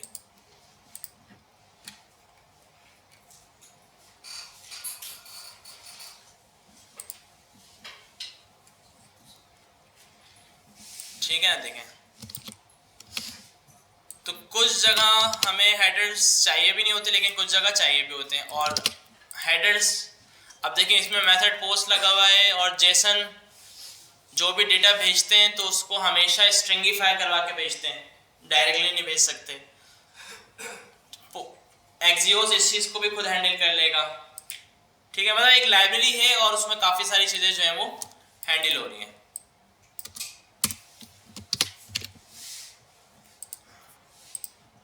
पोस्ट की रिक्वेस्ट हुई और आईडी आ गई। अच्छा, ये सारी जो भी रिक्वेस्ट हो रही हैं इनको वॉच कैसे कर सकते हैं हम, इनको डिबग कैसे कर सकते हैं, नेटवर्क के टैब से, सही है ना। नेटवर्क के टैब में आप आएंगे और यहाँ से यहाँ पे ना सारी रिक्वेस्टें जो हमारे ब्राउज़र से किसी सर्वर पे जा रही हैं वो सारी यहाँ पे शो हो रही होती हैं। जैसे सबसे पहली रिक्वेस्ट गई थी index.html की, ये तो कोई सर्वर नहीं, ये हमारी लोकल फाइल थी लेकिन फिर भी उसकी डिटेल यहाँ पे आएगी। app.js की गई, तीसरी रिक्वेस्ट गई हमारे पास कार्ड्स की। तो आप क्या करेंगे, यहाँ पे फिल्टर होता है fetch/xhr, इसको सेलेक्ट करेंगे तो आपको सिर्फ HTTP वाली रिक्वेस्ट ही नजर आएंगी, ठीक है ना। तो देखिए यहाँ पे कार्ड्स की रिक्वेस्ट नजर आ रही है, जैसे इस पर क्लिक करेंगे इसकी काफ़ी सारी इन्फॉर्मेशन आपको मिल जाएगी कि हेडर्स क्या थे, जब रिक्वेस्ट भेजी गई तो हमारे पास से हेडर क्या क्या गए, हमारा आईपी एड्रेस क्या था, ठीक है। पेलोड अगर कुछ भेजा है तो ये पेलोड भेजा है हमने। पेलोड क्या होता है कि जो फ्रंट एंड से डेटा लेके जा रहा है बैकएंड के ऊपर, ठीक है ना, क्योंकि ये पोस्ट की रिक्वेस्ट थी। और गेट में कोई पेलोड नहीं होता, ठीक है ना। गेट में पैरामीटर्स हो सकते हैं पेलोड के अंदर, ठीक है, बॉडी वाला डेटा नहीं हो सकता, ठीक है। तो अभी हमने देखा पेलोड में, रिक्वेस्ट पेलोड में ये डेटा भेजा है, कहाँ पे भेजा था, ये रहा, ये पूरी बॉडी हमारी ना वहां पे पेलोड में शो हो रही है। इससे पता है क्या होता है, क्या एक बैकएंड डेवलपर को भी फायदा होता है इस टूल से बड़ा, कि भाई आप बैकएंड डेवलपर को फ्रंट एंड के कोड का तो नहीं पता है कि भाई कोड में आपने कहाँ से क्या भेजा है, और बल्कि फ्रंट एंड डेवलपर भी खुद यहीं से चीज़ों को आइडेंटिफाई कर रहा होता है कि भाई जो भी डेटा एपीआई को चाहिए था वो सारा सही जा रहा है नहीं जा रहा, ठीक है। तो पेलोड चेक कर लेते हैं कि हाँ भाई एपीआई को डेट चाहिए थी, एपीआई को प्रोडक्ट्स चाहिए थे, एपीआई को यूज़र आईडी चाहिए थी, तो ये तीनों चीज़ें जा रही हैं। अगर कोई चीज़ मिस है तो कोड में आके उसको डिबगिंग करता है, देखता है कि भाई क्यों नहीं गई, वहाँ से वो दोबारा से उसको भेज देता है, ठीक है। प्रीव्यू के अंदर एपीआई से जो हमें रिस्पॉन्स मिला, मतलब हमने डेटा भेजा एपीआई के थ्रू बैकएंड ऐप को और फिर बैकएंड सर्वर ने जो हमें रिस्पॉन्स रिटर्न किया वो हमें शो होता है प्रीव्यू के अंदर। रिस्पॉन्स में भी सेम होता है, रिस्पॉन्स बस इसको जेसन फॉर्मेट में दिखाता है, प्रीव्यू इसको इस तरह एक फॉर्मेट होता है, इसको हम एक्सपेंड वगैरह भी कर सकते हैं, इस फॉर्मेट में दिखाता है। बाकी ये कुछ डिटेल है और ये टाइमिंग वगैरह कि भाई इस रिक्वेस्ट को चलने में कितना टाइम लगा, ठीक है, कितनी देर में ये आई, और हर चीज़ इसकी यहाँ पे शो हो रही होती है। सेटअप है तो इस टैब से ना काफ़ी फ़ायदा होता है हमें, हम काफ़ी चीज़ें यहाँ से देख सकते हैं। कोई भी एपीआई में कोई इशू आ रहा है या एपीआई से हम डेटा मंगवा के शो करवा रहे हैं। अब फॉर एग्जांपल फेसबुक पे पोस्ट आती है, हमने भी कोई ऐसी एप्लीकेशन बना दी इसमें पोस्ट आ रही है, अब जिस बंदे ने पोस्ट की उसका नाम शो नहीं हो रहा, तो हम उसको कैसे डिबग करेंगे? हम नेटवर्क के टैब में आएंगे, गेट पोस्ट की एपीआई होगी, वो हमें डेटा ला के दे रही होगी, हम उसकी प्रीव्यू में आके चेक करेंगे कि भाई इसमें नाम आ रहा है नहीं आ रहा। अगर इसमें नाम आ रहा है तो इसका मतलब फ्रंट एंड की गलती है, अगर नहीं नाम आ रहा बैकएंड की गलती है, क्योंकि भाई बैकएंड से हमारे पास आ ही नहीं रहा तो शो नहीं हो रहा, ठीक है। अगर यहाँ पे शो हो रहा है तो फ्रंट एंड की गलती है कि भाई बैकएंड से तो आ रहा है लेकिन फ्रंट एंड उसको सही से शो नहीं करवा रहा प्रॉपर, ठीक है। तो ये सारी चीजें इसमें होती हैं। अच्छा, रिएक्ट नेटिव में डिबगिंग यहाँ नहीं कर सकते हम ना, क्योंकि ये अभी हम HTML के थ्रू यूज कर रहे हैं और इसमें रिक्वेस्ट जो है वो सारी यहाँ पे शो हो रही है। रिएक्ट नेटिव में ब्राउजर नहीं होता हमारे पास, मोबाइल ऐप होती है, मोबाइल ऐप में ये सारी चीजें नहीं होती, फिर उसके थर्ड पार्टी टूल्स होते हैं जिसके थ्रू जो है ना हम ये रिक्वेस्ट वगैरह देख सकते हैं, वॉच कर सकते हैं कि भाई ये रिक्वेस्ट गई और डेटा वगैरह हमारे पास क्या आया, ठीक है भाई। और कंसोल पे भी डिबगिंग हो सकती है लेकिन फिर वो बहुत ज़्यादा हैवी हो जाता है, ठीक है। तो डिबगिंग या जो भी कंसोल लॉग्स वगैरह ये सारी चीज़ें जो है वो हम टर्मिनल के ऊपर ही वॉच कर रहे होते हैं। जावास्क्रिप्ट का जो कंपाइलर है वो टर्मिनल के ऊपर ही चल रहा होता है, और ये नेटवर्क वाली चीज़ें जो है वो हम ये किसी थर्ड पार्टी टूल या सॉफ्टवेयर के थ्रू कर रहे होते हैं।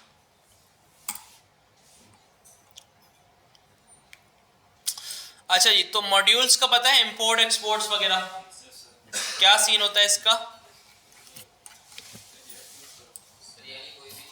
यार हम जब एक एप्लीकेशन बनाते हैं ना तो ऐसा नहीं होगा कि हमारे पास सिर्फ एक ही जावास्क्रिप्ट की फाइल हो, हमारे पास मल्टीपल जावास्क्रिप्ट की फाइल्स हो सकती हैं, ठीक है। और उन मल्टीपल फाइल में हो सकता है कोई ऐसा फंक्शन हो जो हमें मल्टीपल फाइल्स के अंदर यूज करना पड़ जाए, ठीक है ना। तो अब कुछ लोग क्या करते हैं कि भाई वही फंक्शन को दोबारा से कॉपी पेस्ट कर दिया दूसरी फाइल में, कोड डुप्लीकेट हो गया। तो इस आसानी के लिए हमारे पास मॉड्यूल्स होते हैं कि हम एक फाइल से किसी भी चीज़ को दूसरी फाइल को एक्सपोर्ट कर सकते हैं, ठीक है, और दूसरी फाइल में उसको इंपोर्ट कर सकते हैं। और कोई लाइब्रेरी इंस्टॉल करके अपने पास, ठीक है, पैकेजेस के थ्रू हम कोई लाइब्रेरी इंस्टॉल करते हैं और उस लाइब्रेरी को भी मॉड्यूल्स के थ्रू यूज कर सकते हैं, ठीक है। तो ये वाली चीज़ देखते हैं। जैसे मैंने बना दी एक फाइल index.js और यहां पे मैंने बना दिया एक फंक्शन, ठीक है ना।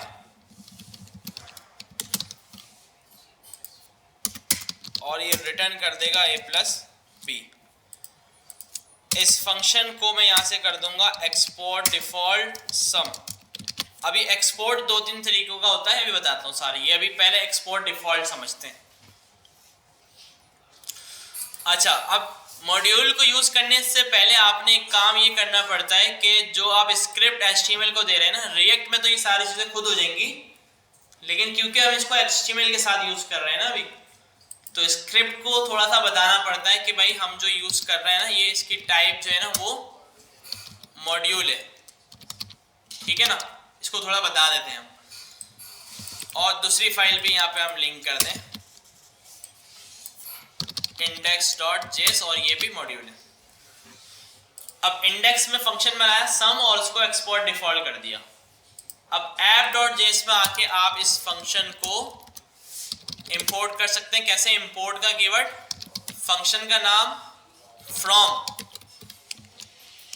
और फाइल का पाथ, ठीक है, जहां भी आपकी फाइल पड़ी है, और यहां पे आप इस फंक्शन को यूज कर सकते हैं, ठीक है। अब देखते हैं क्या होता है। अच्छा, एक और चीज, जब आप मॉड्यूल यूज करेंगे तो इसके लिए आपको अपनी जावास्क्रिप्ट सर्वर पर रन करनी पड़ेगी। अभी लोकल चल रही है, लोकल फाइल हमारी HTML की है और उसी में हम जावास्क्रिप्ट को यूज़ कर रहे हैं। इस पर चलाएंगे तो एरर आ जाएगा कि इसमें मॉड्यूल्स वगैरह अलाउ नहीं होते, ठीक है ना।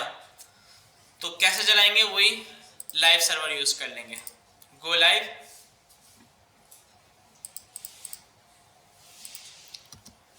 तो देखें यहाँ पे हमारे पास 20 आ गया। 20 कहाँ पे है, app.js लाइन नंबर 48 में। और ये सम वाला फंक्शन बना हुआ कहाँ था, index.js में। तो हम दूसरी फाइल का फंक्शन हमने उस फाइल से एक्सपोर्ट किया और किसी भी फाइल में उसको इंपोर्ट करके यूज कर रहे हैं, ठीक है ना। फंक्शन के अलावा कुछ भी हो सकता है, कोई वेरिएबल भी कर सकते हैं, कोई एरे, ऑब्जेक्ट, किसी भी तरह का डेटा यहाँ से हम एक्सपोर्ट कर सकते हैं और दूसरी फाइल में इंपोर्ट कर सकते हैं। अच्छा, अब एक्सपोर्ट और इंपोर्ट करने के डिफरेंट तरीके हैं। डिफॉल्ट का मतलब ये होता है कि इस फाइल से सिर्फ यही चीज एक्सपोर्ट हो रही है, डिफॉल्ट एक्सपोर्ट हो रही है। अगर मैं इसका यहाँ पे नाम कुछ और भी रख दूं ना, ठीक है, फॉर एग्जाम्पल ABC, तो भी ये वर्क करेगा। क्यों वर्क करेगा, क्योंकि वो डिफॉल्ट एक्सपोर्ट है, नाम से फर्क नहीं पड़ता। क्योंकि जावास्क्रिप्ट को पता है कि इस फाइल से डिफॉल्ट एक ही फंक्शन हो रहा है और एक फाइल से बाय डिफॉल्ट एक ही फंक्शन या एक ही चीज एक्सपोर्ट हो सकती है। मल्टीपल करनी हो तो कैसे करेंगे,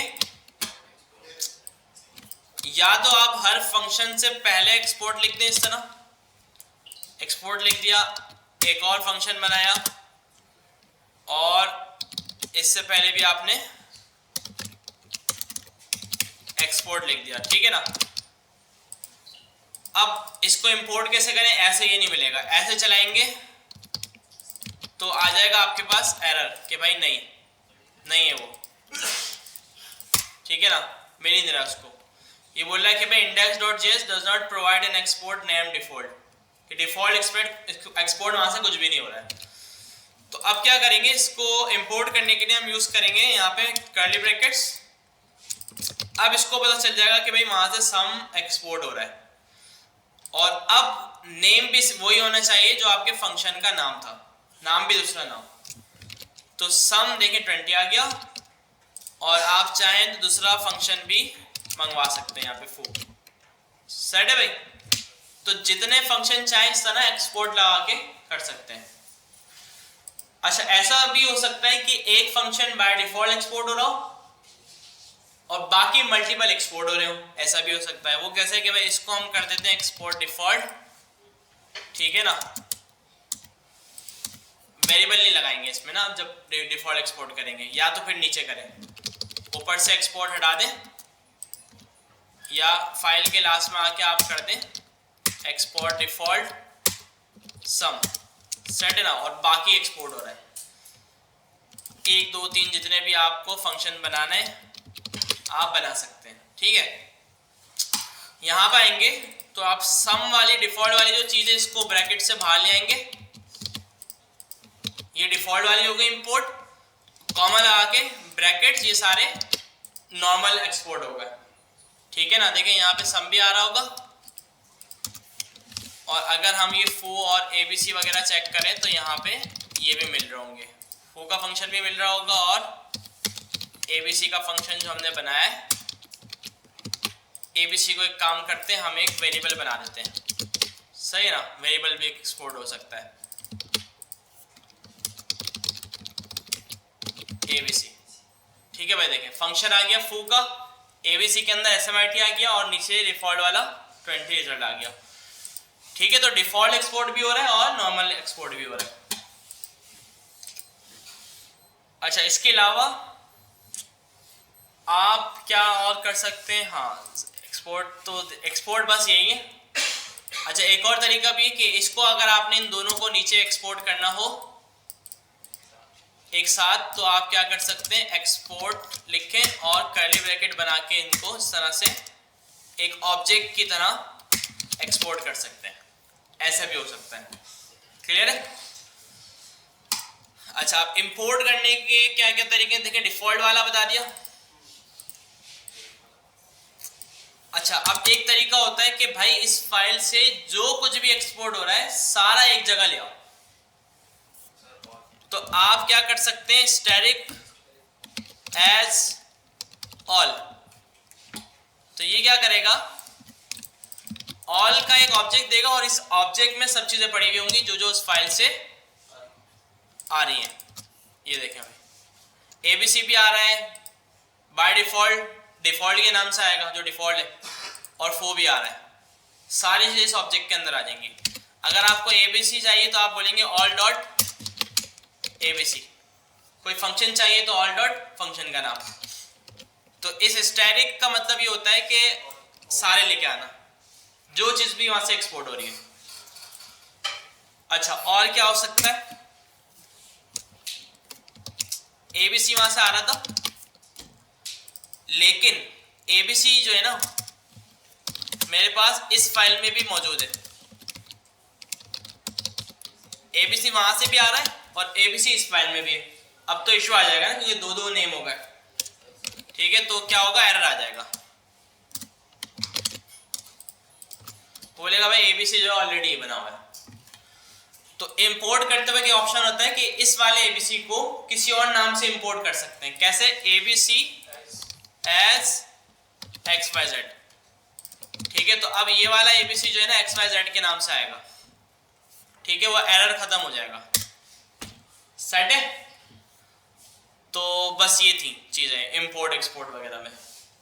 ठीक है, इनको हम मॉड्यूल्स बोलते हैं और रिएक्ट नेटिव में टोटली इनका ही काम है, क्योंकि मल्टीपल फाइल्स में काम हो रहा होता है। एक फाइल से दूसरी फाइल को कंपोनेंट्स, फंक्शंस, वेरिएबल्स, इस तरह चीजें हम इंपोर्ट एक्सपोर्ट कर रहे होते हैं। ठीक है भाई।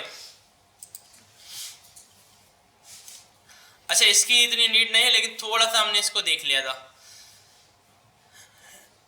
इसके अलावा क्लोजर्स का पता है, क्लोजर्स क्या होते हैं जावास्क्रिप्ट में?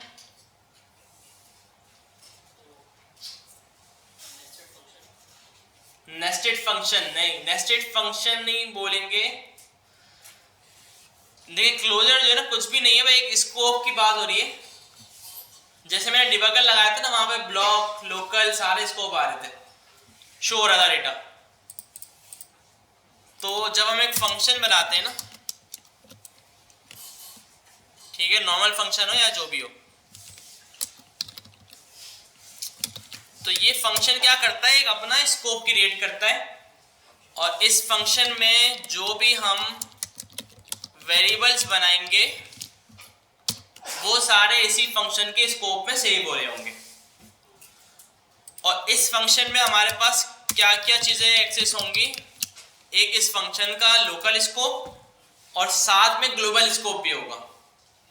ठीक है ना, जो ऊपर ग्लोबल वाला है ना, मतलब ऊपर कोई जैसे एबीसी बना हुआ है तो यहाँ पे एबीसी भी आएगा और ए भी आएगा, दोनों आएंगे।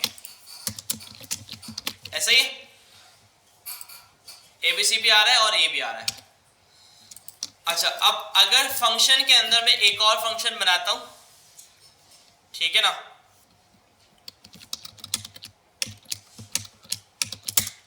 और इसके अंदर मैं एक और वेरिएबल बना देता हूं,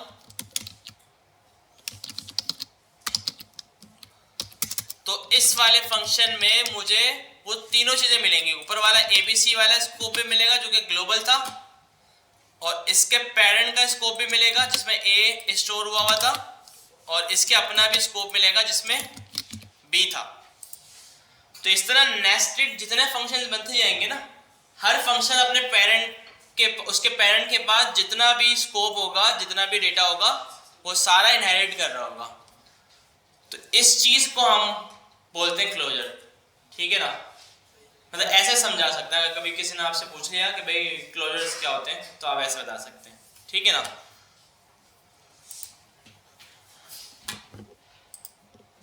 अच्छा, इससे बेहतर हम क्या करें, एक एडवांस जावास्क्रिप्ट में ना और चीज़ें कुछ देख लेते हैं, छोटी छोटी बहुत फ़ायदे वाली होती है।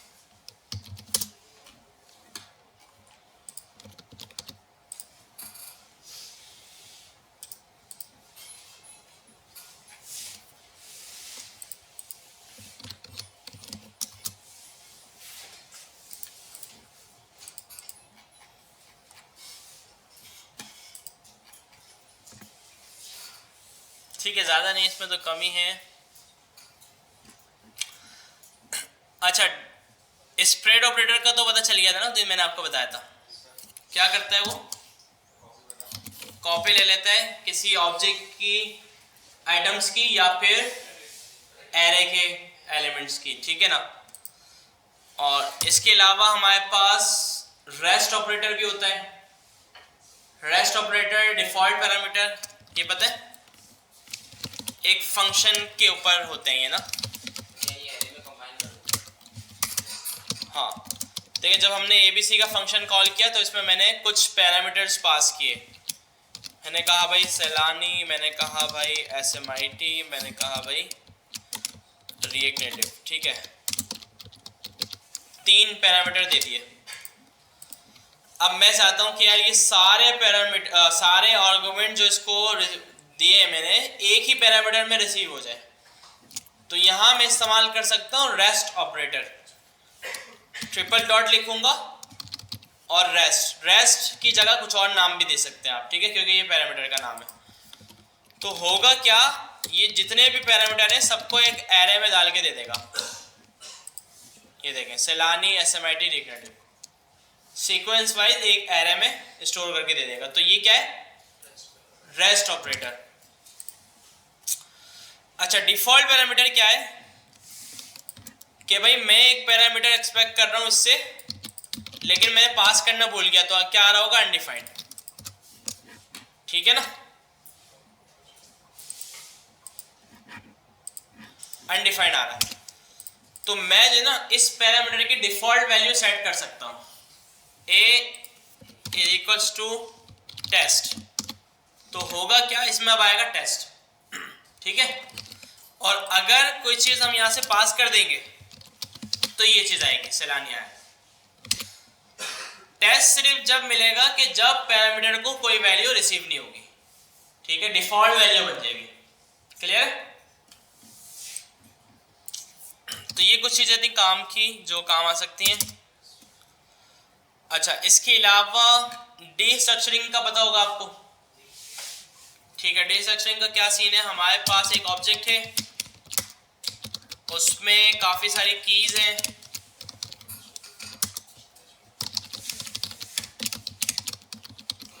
अच्छा, ये सारी जो है ना जावास्क्रिप्ट की एडवांस फीचर्स हैं और बहुत सारा टाइम हमारा बचा देते हैं, जैसे ऑप्शनल चेनिंग वाली चीज बताई थी और सब। अच्छा, अब अगर हमें ऑब्जेक्ट के अंदर से फर्स्ट नेम लास्ट नेम दोनों को एक्सेस करना हो तो हम क्या करेंगे, ऑब्जेक्ट डॉट फर्स्ट नेम और ऑब्जेक्ट डॉट लास्ट नेम।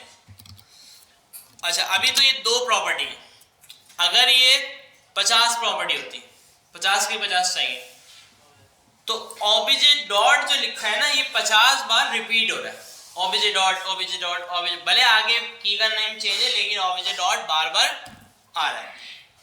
तो हम इसको डीस्ट्रक्चरिंग के थ्रू रिमूव करवा सकते हैं। कैसे, लेट कर्ली ब्रैकेट और ऑब्जेक्ट हमने लिख दिया एक बार, ऑब्जेक्ट के अंदर से कुछ भी निकालना है वो हम कर्ली ब्रैकेट में इस तरह से लिख देंगे।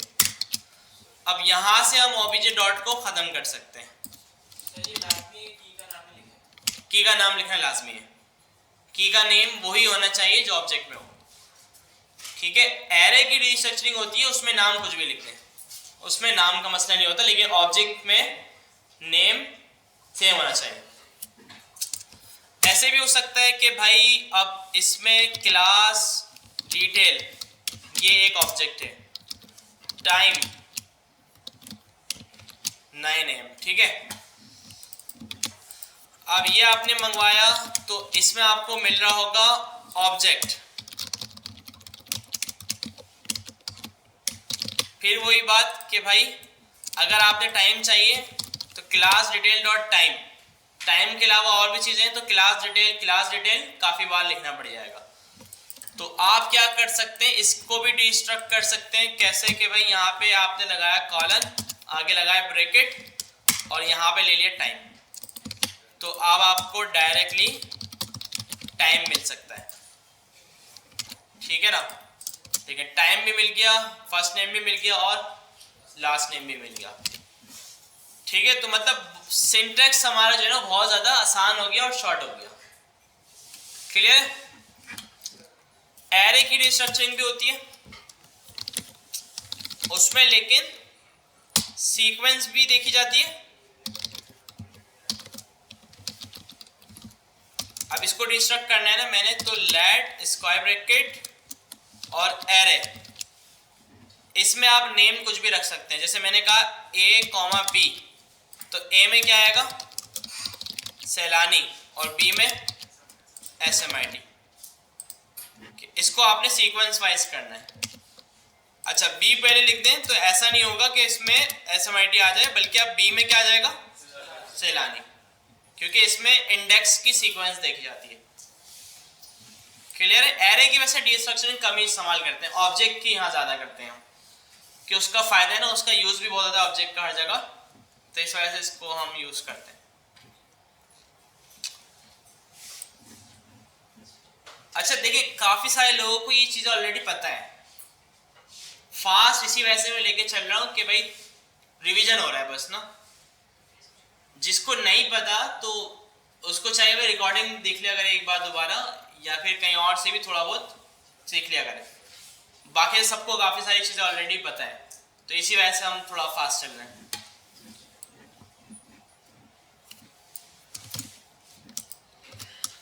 अच्छा, अब हम देख लेते हैं टर्नरी ऑपरेटर, जो कि रिएक्ट नेटिव के लिए बहुत ज्यादा इंपॉर्टेंट चीज है। ठीक है ना, क्योंकि उसमें एक कॉन्सेप्ट होता है कंडीशनल रेंडरिंग, उसके लिए ये बहुत काम आता है।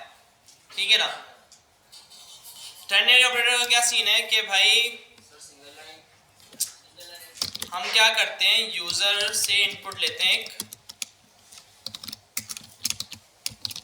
Enter your email. ठीक है ना, अब मैं चाहता हूं यूजर ईमेल दे तो उसकी ईमेल दिखा दो, और अगर यूजर ईमेल ना दे, खाली एंटर कर दे खाली इनपुट में जाके, तो आप शो कर दो नॉट प्रोवाइडेड या नॉट अवेलेबल। ठीक है ना, तो इस तरह आप क्या करेंगे, यूजर इनपुट अगर है तो इसके लिए हम यूज करते हैं क्वेश्चन मार्क, कि अगर ये वाली वैल्यू ट्रू है। अच्छा, प्रॉम्प्ट में अगर कुछ नहीं डालेंगे, एंटर करेंगे तो क्या आएगा, एम्प्टी स्ट्रिंग आएगा। ठीक है, और एम्प्टी स्ट्रिंग की बूलियन वैल्यू क्या होती है, फॉल्स होती है। अच्छा, इस चीज का पता है आपको कि ये बूलियन वैल्यू को क्या मतलब होता है? जावास्क्रिप्ट में जितनी भी चीजें हैं ना, सबकी कोई ना कोई बूलियन वैल्यू होती है। कुछ भी चीज है जावास्क्रिप्ट में, कोई भी डेटा टाइप है, कोई भी कुछ है, सबकी कुछ ना कुछ बूलियन वैल्यू होती है। चेक करने के लिए ना हम क्या कर सकते हैं, एक मेथड होता है बूलियन का। जैसे मैं मालूम करो 1 की बूलियन वैल्यू क्या है, तो ये क्या दे रहा है, मैं कहता हूँ 0 की बूलियन वैल्यू क्या है, मैं कहता हूँ कोई स्ट्रिंग है उसकी क्या है, और कोई एम्प्टी स्ट्रिंग है उसकी क्या है। ठीक है, अच्छा अब जावास्क्रिप्ट में तो बहुत सारी चीजें हैं, और भी बहुत ऑब्जेक्ट्स हो सकता है, एरे हो सकता है, अनडिफाइंड, नल, पता नहीं क्या क्या हो सकता है। ठीक है ना, तो इसको याद कैसे रखें कि भाई कौन सी वैल्यू फॉल्स है और कौन सी वैल्यू ट्रू है। आसान तरीका ये है कि जो कम चीजें हैं ना उनको याद कर लिया जाए। फॉल्स वैल्यू जो है ना जावास्क्रिप्ट में वो 6 है। कितनी है? एक खुद false, null, undefined, not a number, 0 और एम्प्टी स्ट्रिंग, ये वैल्यूज जो है फॉल्स है। इसके अलावा कुछ भी हो जावास्क्रिप्ट में वो सब ट्रू है। सेट है? अच्छा, अब यूजर इनपुट में प्रॉम्प्ट के अंदर यूजर जब कुछ नहीं लिखेगा तो उसको मिल रहा होगा एम्प्टी स्ट्रिंग, और एम्प्टी स्ट्रिंग की बूलियन वैल्यू क्या है, फॉल्स। तो इसका मतलब ये ट्रू कब होगा कि जब इसमें कोई वैल्यू आएगी।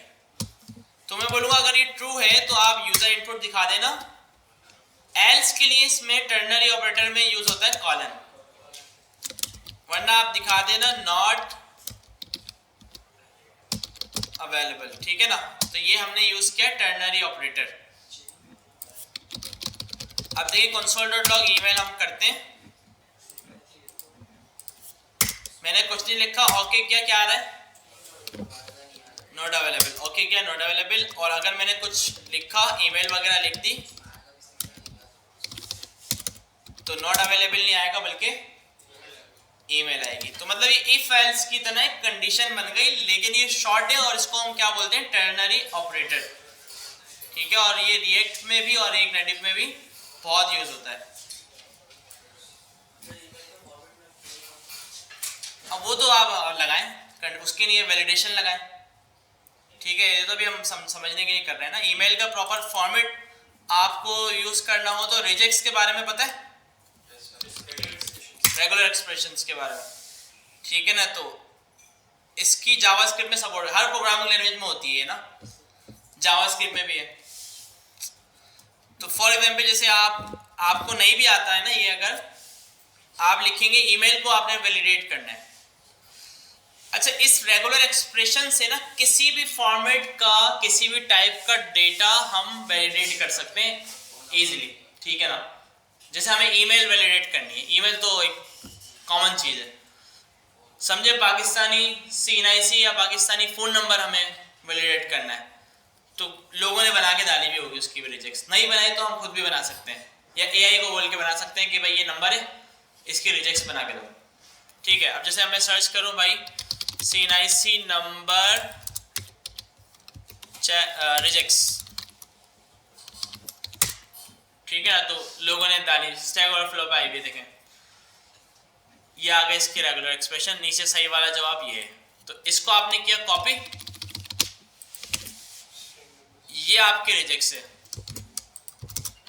ठीक है ना, आपने क्या करना है, इसके शुरू में फॉरवर्ड स्लैश और आखिर में फॉरवर्ड स्लैश लगा देना है जावास्क्रिप्ट में यूज करते वक्त। और ये देख लेना कि हो सकता है पहले से जो जहां से आपने रिजेक्ट्स कॉपी किया हो सकता है पहले से भी लगा हुआ, कभी आप डबल लगा दो।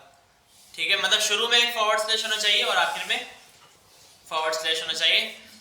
इससे ना, अब इससे हमें जावास्क्रिप्ट एक मेथड देती है, कौन सा मेथड, टेस्ट का, डॉट टेस्ट। ठीक है, और भी मेथड होते हैं लेकिन ये टेस्ट वाला बड़ा अच्छा है। अब टेस्ट को हम ना क्या दें, नंबर दें। इसको हम कंसोल पे ले आते हैं ताकि बार बार चेक कर सकें ना चला के। टेस्ट में मैंने लिखा भाई 4001, ठीक है, रिजेक्ट्स लिखे मैंने अपना CNIC लिखा लेकिन फॉल्स आ रहा है। ठीक है ना, अब अगर मैं इसको प्रॉपर फॉर्मेट में लिखूंगा तो भी फॉल्स आ रहा है। क्यों भाई, इसने क्या बोला हुआ है, शुरू में 5 हो, फिर जो है 7 हो, फिर जो है वो आखिर में इसने लेंथ नहीं बताई हुई। लेंथ बता दो भाई, 1 होनी चाहिए लेकिन फिर भी ये अच्छा हो सकता है ये स्ट्रिंग एक्सेप्ट कर रहा हूँ। ठीक है ना, तो हमने क्योंकि अच्छा यहाँ पे हमने क्योंकि डैश डाल दिया, जावास्क्रिप्ट में ऐसा कुछ होता नहीं है, तो इसको हमें स्ट्रिंग देना होगा। तो अब क्या दे दिया इसने, ट्रू। ठीक है ना, अगर मैं एक भी नंबर कम करता हूँ फॉल्स, और नंबर कम करता हूँ फॉल्स ही रहेगा, जब तक ये करेक्ट CNIC नहीं हो जाएगा ना ये फॉल्स ही रहेगा।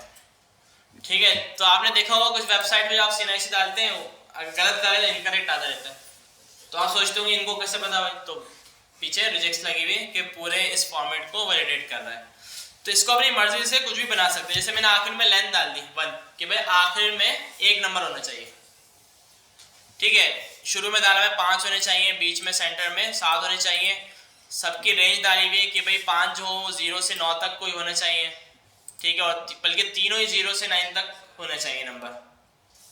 ठीक है ना, इसका मतलब ये होता है कि ये नंबर होना चाहिए, बस 0 to 9 मतलब कुछ भी आ सकता है।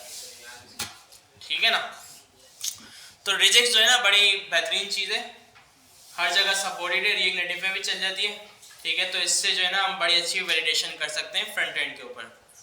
लाइब्रेरीज भी होती हैं लेकिन इससे हमारा काम हो जाता है बड़ी आसानी से। ठीक है, बैकएंड ने भी वैलिडेशन की भी होती है लेकिन फ्रंट एंड भी करता है, तो फ्रंट एंड जो है ना वो रिजेक्ट्स यूज़ कर लेता है।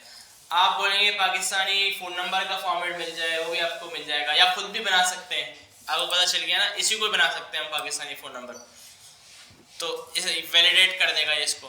तो ट्रू फॉल्स की बेस पे फिर आप यूज़र को एरर शो करवा दें कि भाई आपने इनकरेक्ट CNIC नंबर दिया है, इनकरेक्ट फ़ोन नंबर दिया है। अच्छा, टर्नरी ऑपरेटर हमने देख लिया था। टर्नरी ऑपरेटर का जैसे आप बोले कि यार नहीं, एक और इसके अंदर नेस्टेड इफ समझने करना है, तो आप यहाँ पे दोबारा भी कोई कंडीशन लगा सकते हैं, जैसे भाई ट्रू हो तो ये चलना, वरना या फिर आखिरी वाला चलना। तो ये नेस्टेड भी बन सकती है, ठीक है ना। नेस्टेड की जरूरत कम पड़ती है लेकिन कर सकते हैं। अच्छा, इसके अलावा ये कंडीशनल लर्निंग में एक और चीज़ ये भी होती है कि इसको थोड़ा सा हम शॉर्ट कर सकते हैं। ये तो टर्नरी ऑपरेटर था पूरा, इसको हम शॉर्ट कर सकते हैं कैसे कि हम एक काम ये करें कि ये पूरा हटाएं और बीच में हम जो है ना और साइन लगा दें। ये क्या करेगा, ठीक है, होगा ये यूज़र में अगर डेटा आएगा ट्रू होगा तो ये चलेगा, वरना ये चलेगा। क्योंकि जब हम कंडीशंस लगाते हैं ना, सेट्स ऑफ कंडीशन उसके अंदर इफ के अंदर, तो उसमें और का चलने का तरीका क्या होता है, दोनों में से कोई एक हो तो ट्रू। लेकिन ये वर्क इस तरीके से करता है कि अगर इसको पहले वाला ट्रू मिलता है ना तो आगे वाला चलता ही नहीं। समझे, हमने 5 कंडीशन लगाई हुई है और पांचों के बीच में और है, और अगर फर्स्ट वाली ही ट्रू हो जाए तो बाकी 4 को इग्नोर करेगा, देखेगा ही नहीं और इफ का ब्लॉक चला देगा, ऐसे ही। और एंड के केस में क्या करता है कि अगर पहली फॉल्स हो जाए तो बाकी की 4 नहीं देखेगा, कि पहली फॉल्स हो गई तो बोलेगा मैं आगे देख के क्या करूं। तो इस तरह से कंपाइलर चल रहा हो। तो यहाँ पे अभी इस वाले केस में यही हुआ कि भाई अगर इसमें कोई वैल्यू आ रही है, ये ट्रू है, तो वो आगे बढ़ेगा ही नहीं, और अगर ये फॉल्स है तो वो आगे बढ़ेगा और नॉट अवेलेबल सेव कर देगा इसके अंदर। ये देखें,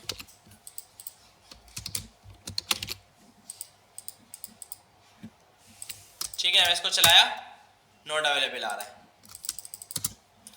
चलाया, कुछ लिखा, जो लिखा वो आ रहा है, सेट है।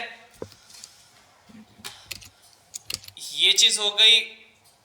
डिस्ट्रक्चरिंग हमने देख ली, टर्नरी ऑपरेटर देख लिया, एरर फंक्शन हमने देख लिया। मैं for in, for of low, for of low का पता है,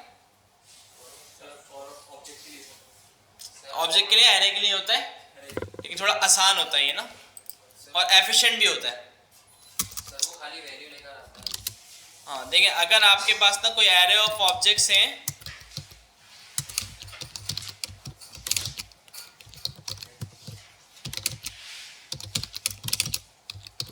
और आपको पता है कि इसमें कोई, इस आइट्रेशन में ना कोई ऐसा कॉम्प्लेक्स काम नहीं है और ना मुझे इंडेक्स नंबर की ज़रूरत है, ठीक है ना। अगर इंडेक्स की ज़रूरत है तो फिर तो नॉर्मल लूप चलेगा ये वाला, देखें इस तरह से हम चलाएंगे। अगर इंडेक्स नंबर की ज़रूरत है, अगर इंडेक्स नंबर नहीं चाहिए, सिर्फ आइट्रेट करना है और ये ऑब्जेक्ट्स चाहिए हमें, तो हम फॉर ऑफ का लूप चला सकते हैं। कैसे चलेगा, data of array, data of array, और डेटा के अंदर ये एक एक करके आपको सारे ऑब्जेक्ट लाके देगा। इसको करते हैं कमेंट ताकि प्रॉब्लम ना आए बार बार। ये देखें, एक एक करके इसने ऑब्जेक्ट लाके दे दिए।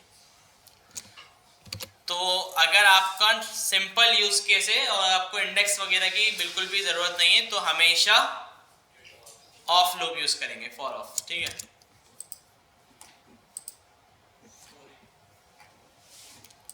फॉर इन तो बताया था मैंने, सही है ना।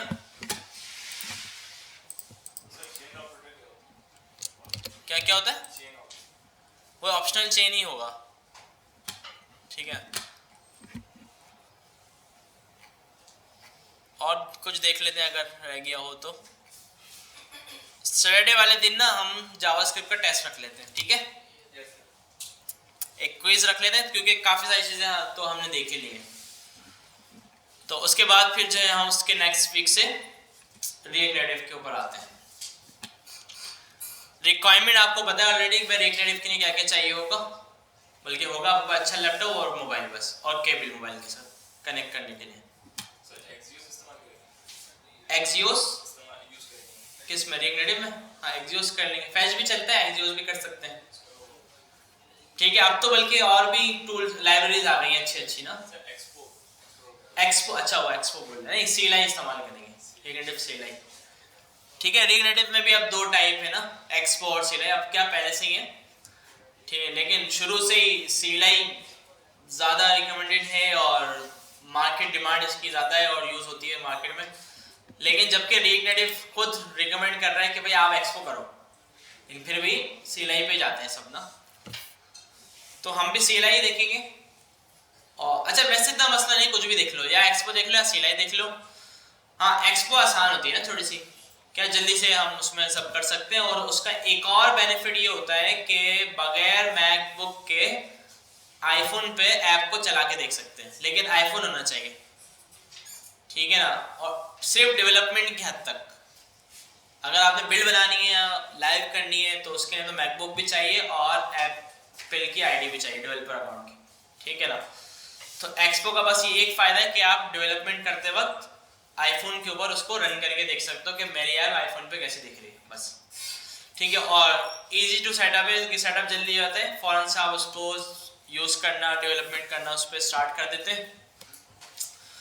सिलाई में हर चीज होती है और सिलाई की ऐप जब बनती है तो उसका फील एक अलग आता है, ठीक है, नेटिव फील आता है। बिल्ड वगैरह उसकी जब निकलती है तो बिल्ड साइज उसका बहुत कम होता है, ठीक है। एक्सपो ने भी अब काफी काम कर लिया है, लेकिन फिर भी सिलाई अभी भी ज्यादा एफिशिएंट होती है, ठीक है। और मार्केट डिमांड और ये सब चीजें देखी जाए तो सिलाई की ज्यादा है। डिफरेंस क्या है, मतलब तो जैसे फर्स्ट टाइम सिलाई और एक्सपो डिफरेंस तो बताया है मैंने, वो तो है, लेकिन थोड़ा और डिटेल बता। फर्स्ट टाइम ना, हाँ। तो बिल्ड का फर्क हो गया कि जब आप कोड लिखेंगे, बिल्ड बनाएंगे मोबाइल में इंस्टॉल करने के लिए, एक्सपो की ज़्यादा बड़ी बिल्ड होगी, मतलब 25 MB समझ लें, और रिगनेटिव सिलाई की कम होगी, ठीक है। दूसरा देखिए एक्सपो जो है ना एक रैपर है, पीछे वो सिलाई ही यूज़ कर रहा होगा, उसने काफ़ी सारी चीज़ें जो है ना उसी की मैनेज की हुई है अपने पास, लेकिन एक रैपर के तौर पे एक चीज़ को आसान करके आपको दे रहा है, ठीक है ना। रिएक्ट नेटिव में आप सिलाई में आपको काफ़ी सारी चीज़ें खुद देखनी पड़ती हैं, SDK और बहुत सी चीज़ें ऐसी हैं जो आपको खुद मैनेज करनी पड़ती हैं, जावा वगैरह से रिलेटेड और सब। एक्सपो जो है बोलता है भाई मैं सब कुछ खुद देख लूँगा। एक्सपो की ऐप को रन करने का एक और फायदा ये होता है, एक्सपो बोलता है कि आप ना मोबाइल में केबल भी नहीं लगाओ, बगैर केबल के मैं वाईफाई नेटवर्क के थ्रू ऐप चला दूंगा आपके मोबाइल पे और आप डेवलपमेंट करके उसको वॉच करते रहो, ठीक है। इस तरह के फायदे भी हैं और नुकसान भी हैं, दोनों चीजें हैं, ठीक है ना। लेकिन अब जो है ना एक्सपो बहुत अच्छा हो गया है पहले से।